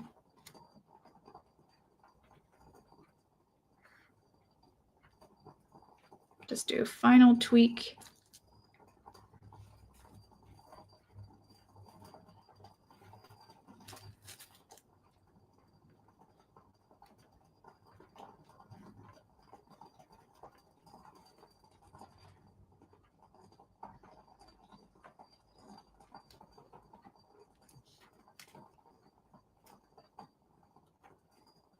There we go. It's hard to grab. Okay, phew. There, happy with that. So I'm going to grab my press and seal. Put the sticky side down over everything. Press all over. Pick everything up. This is also a point where you can see, oh, now that things are kind of held in place with a little bit with the press and seal, you can kind of tweak. Like maybe I want to push this one out, pull it down. I can do that. Let's pick this up. Oop, we lost a couple. That's the advantage of being able to see through the press and seal. You can also fine tune where everything goes a little bit. Is this one we lost too? Maybe. I think that was a discarded one. Apparently I did not press well enough over all my die cuts.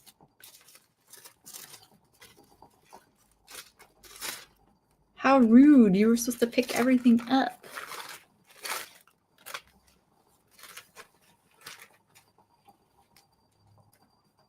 There we go.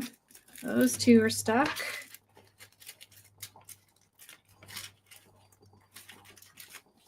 Put you back there.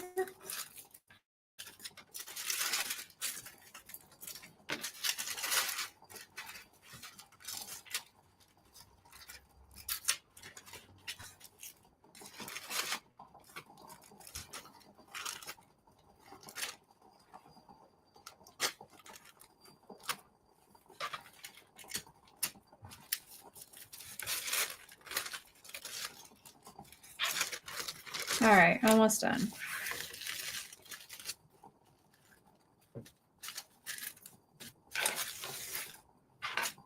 All right, we just had one problem. Let's move that out of the way. And all my fussing, some of my die cuts got over my heart instead of behind it.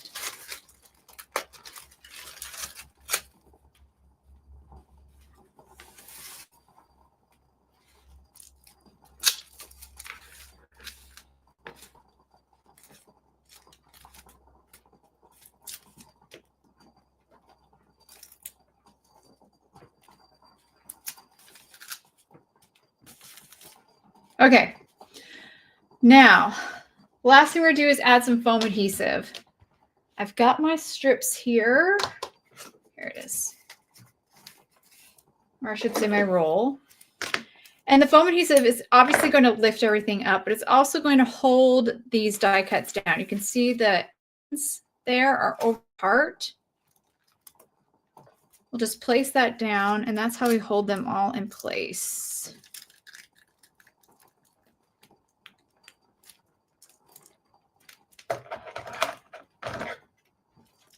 This piece was just a little too long.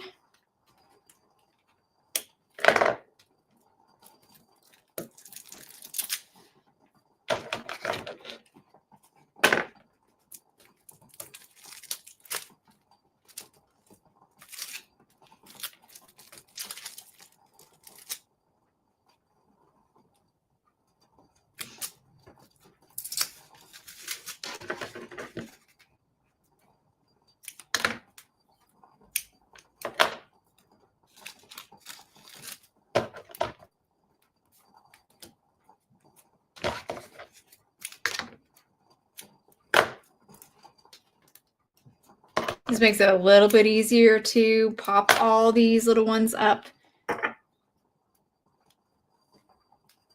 because we're using the heart as like support. Okay, for the other ones,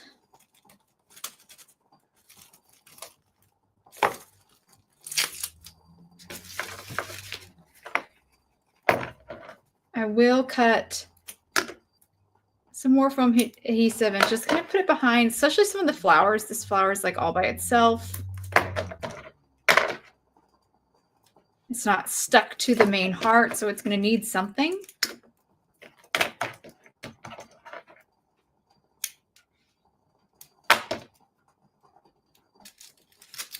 Same with most of these flowers. They're all kind of all about their independently.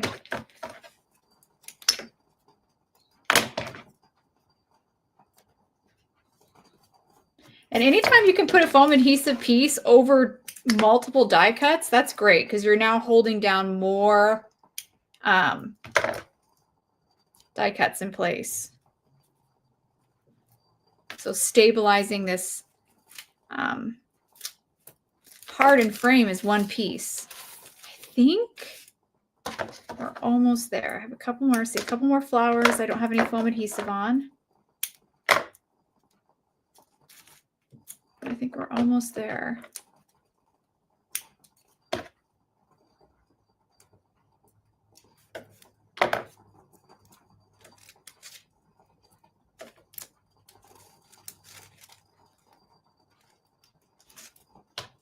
Okay.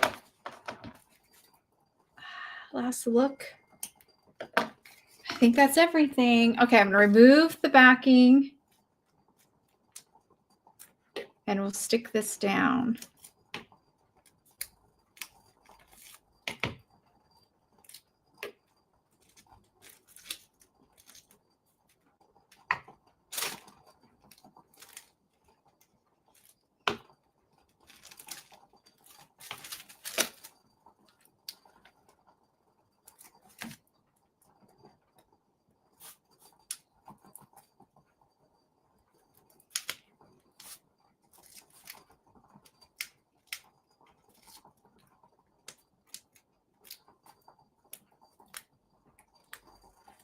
All right. Last one. Okay. Here's our card base. Again, nice that you can see through.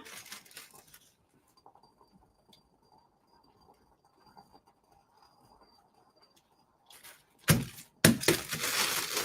then peel back.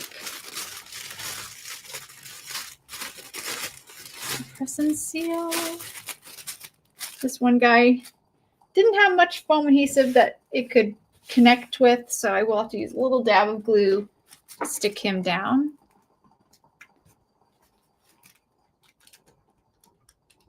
Oh, I've totally missed the comments. I've been very engrossed in this. I'm like, it's taking so long. And he also didn't quite make it. Oops, I missed pulling the back off of this one.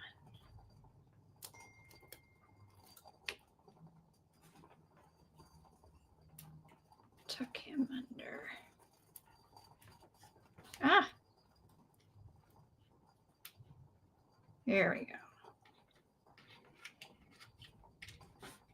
So just 2 little casualties. Not so bad. 3. Yeah. These guys need a little bit more foam adhesive. Where's my foam tape? We're going to go to step up to the 1/8, and then we'll be done with that frame.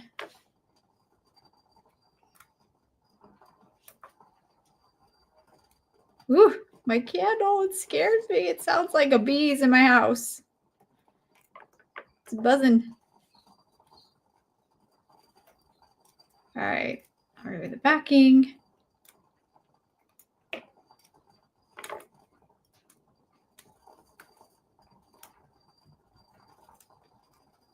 Oh, these colors are so fun and happy. I love it. They're very cheery.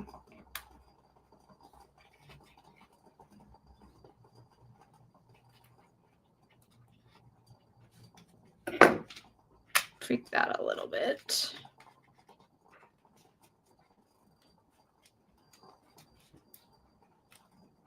And last guy. Oh, I'm dueling with Jennifer McGuire. Go to Jennifer. Don't. She's the one not to miss. I would hate that. I would definitely recommend, especially since I've been on forever. You guys have been so patient. Okay, so we're gonna finish this up with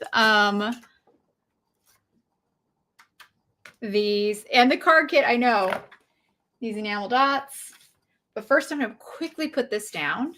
He gets some foam adhesive, of course. More dimension, right? But that's nice and easy right across the back.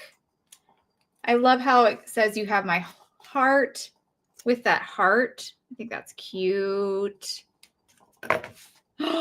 So pretty. Are we straight? I don't know. Straight enough. There we go.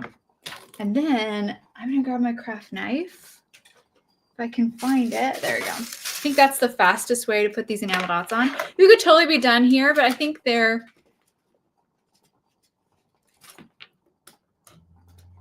so cute for flower centers. I'm using this light pink. It's very much peony color, so it matches the background. These are Hero Arts enamel dots, by the way. They're this pack here. What is this called? I think it's pinks. Pink Hero Hues. So I'm using that really light color, which is the peony.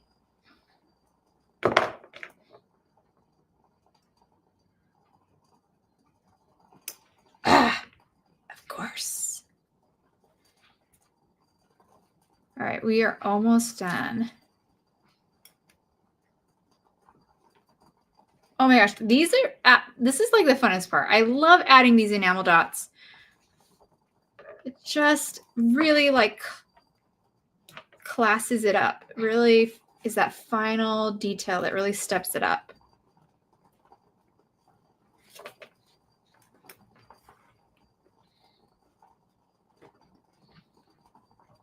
All right, come on, you. You're my last one. Cute. Look at how cute. So fun. I could see this done again with different colors.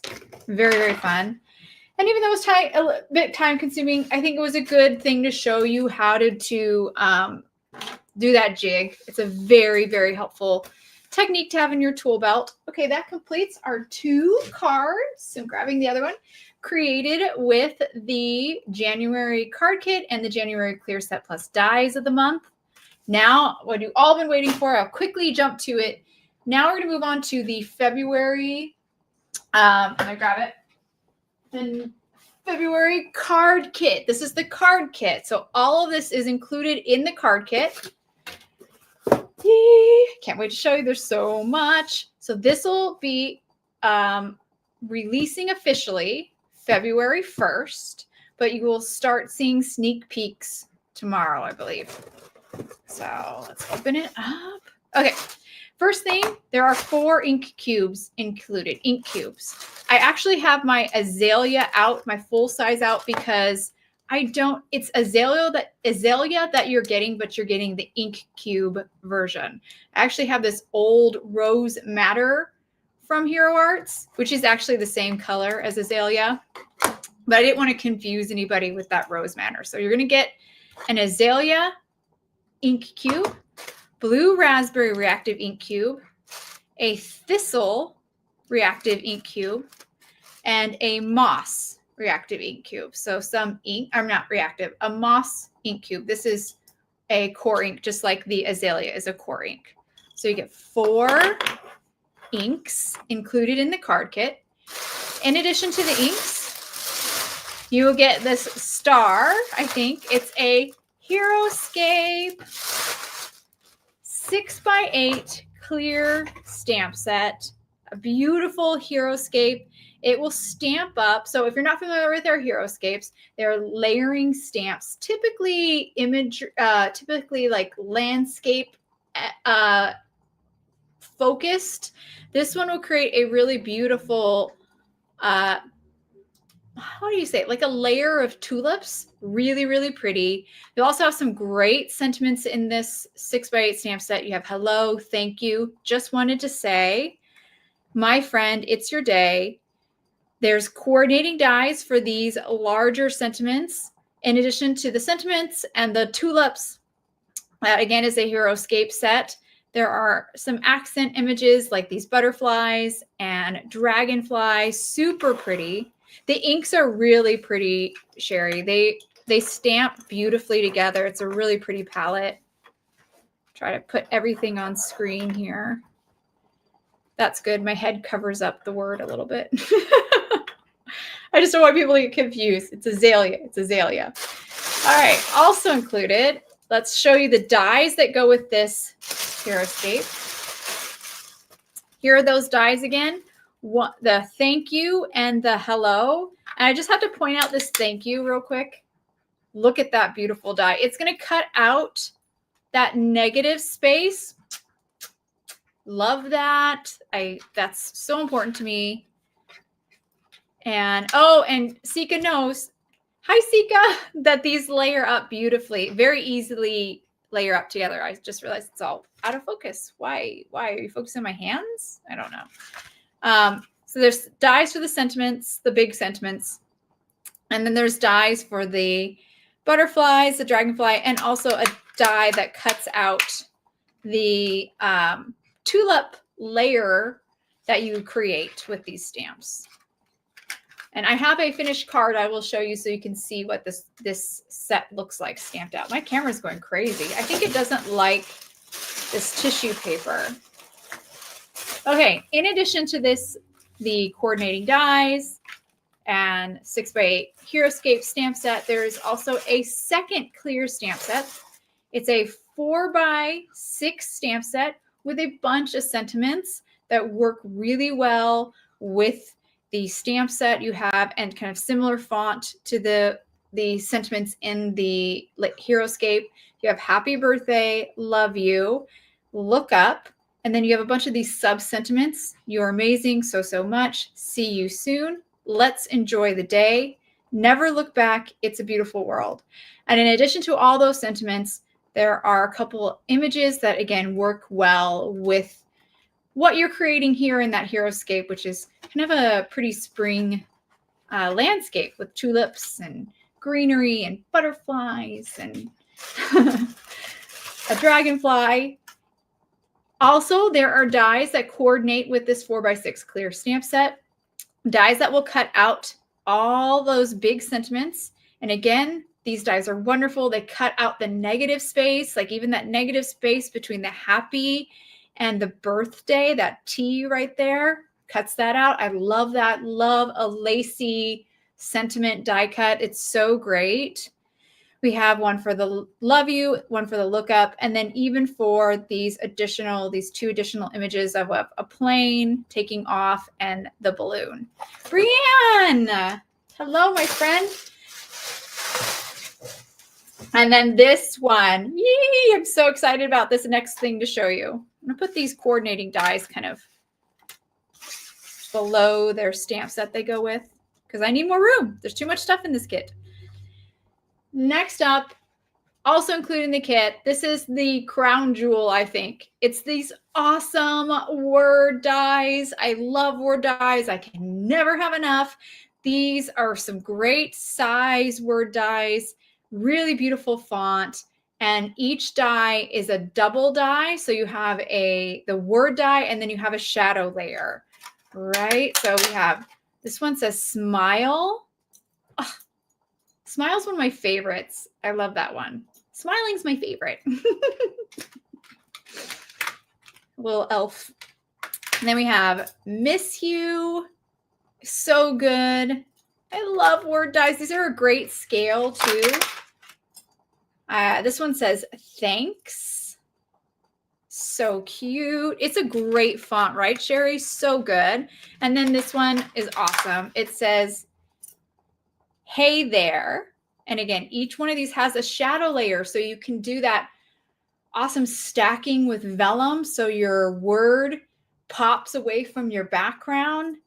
I love having that ability to do that shadow layer. It's so helpful when you're designing your cards. So love these word dies. I'm going to be using these all the time. And they're so big, such a good scale. I love them so much. Yes, a chunky sentiment is so good. Yes, and they work with, these sentiments can work with these sub-sentiments that you have on the clear sets as well. And that's another one of my favorite combos is a die cut word with a stamped sub-sentiment strip. Chef's kiss. Love it for a card. Okay, the last thing that's included in this kit is a 6x6 cling. And this creates a beautiful, cool, kind of like almost swirling sky background. So cool. Looks stunning when paired up with the tulips from the Heroscape set. So good.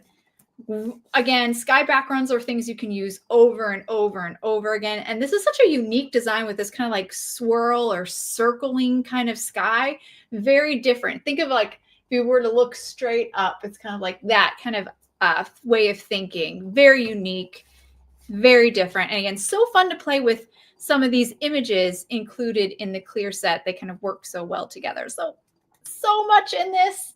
Now let me show you my card real quick. And this, again, this card will show you how this Tulip Heroscape stamps out. So here it is. And I also want to point out, I used the inks, these inks included in the kit. And just remember, this one is azalea. Even though it says rose madder, it's azalea. I used those inks to kind of create two different groupings of tulips. I stacked my tulips, but you can definitely do them on either side and just make this beautiful kind of frame of tulips. So pretty.